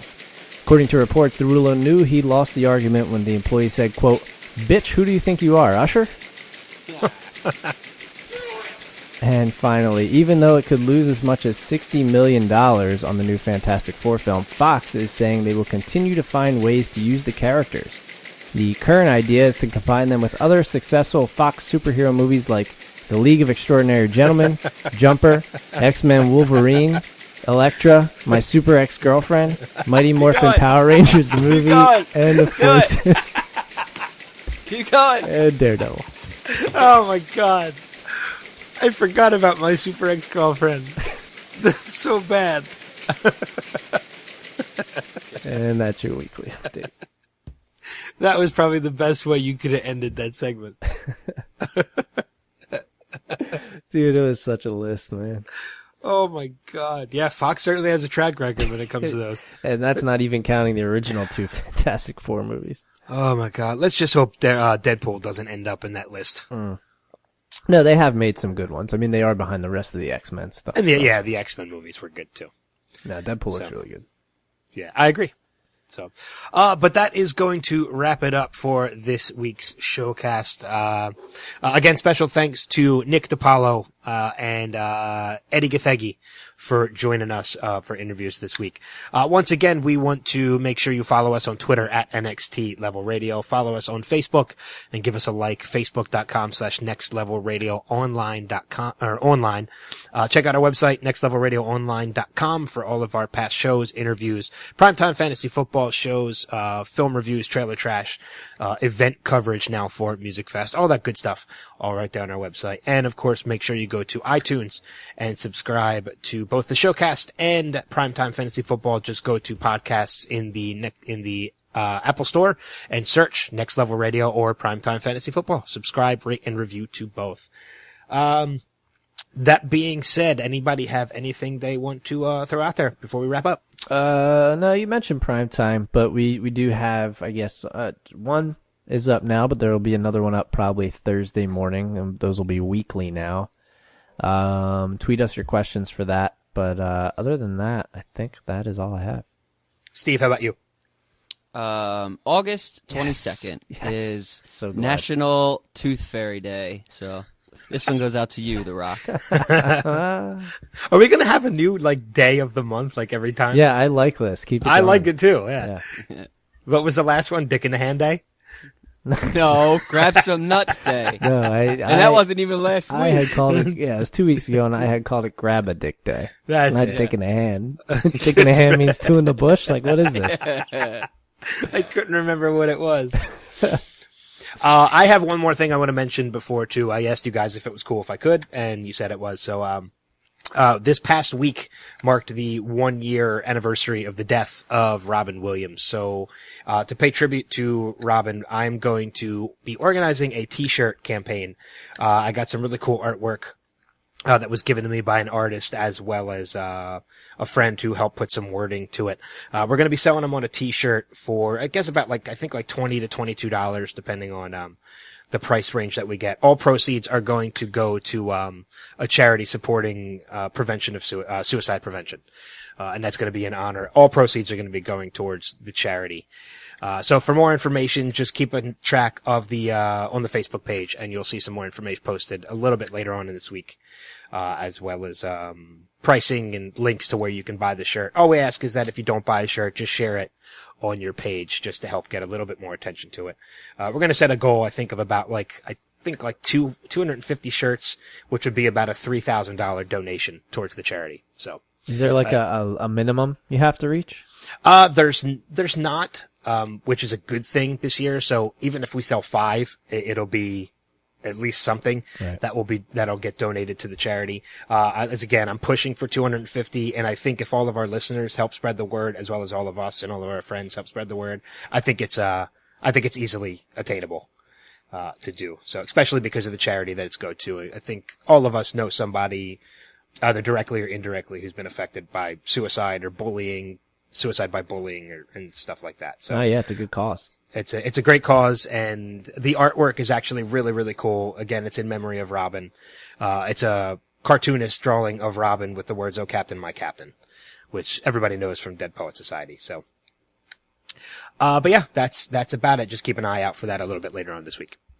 So, but that's all I have. If everybody else is good. Yep. We will wrap things up again. Chris DiStefano and possibly Rob Cordry next week. So we hope you guys join us next week. In the meantime, we will see you guys around the bend. Take care. Later. Bye. Put that cookie down!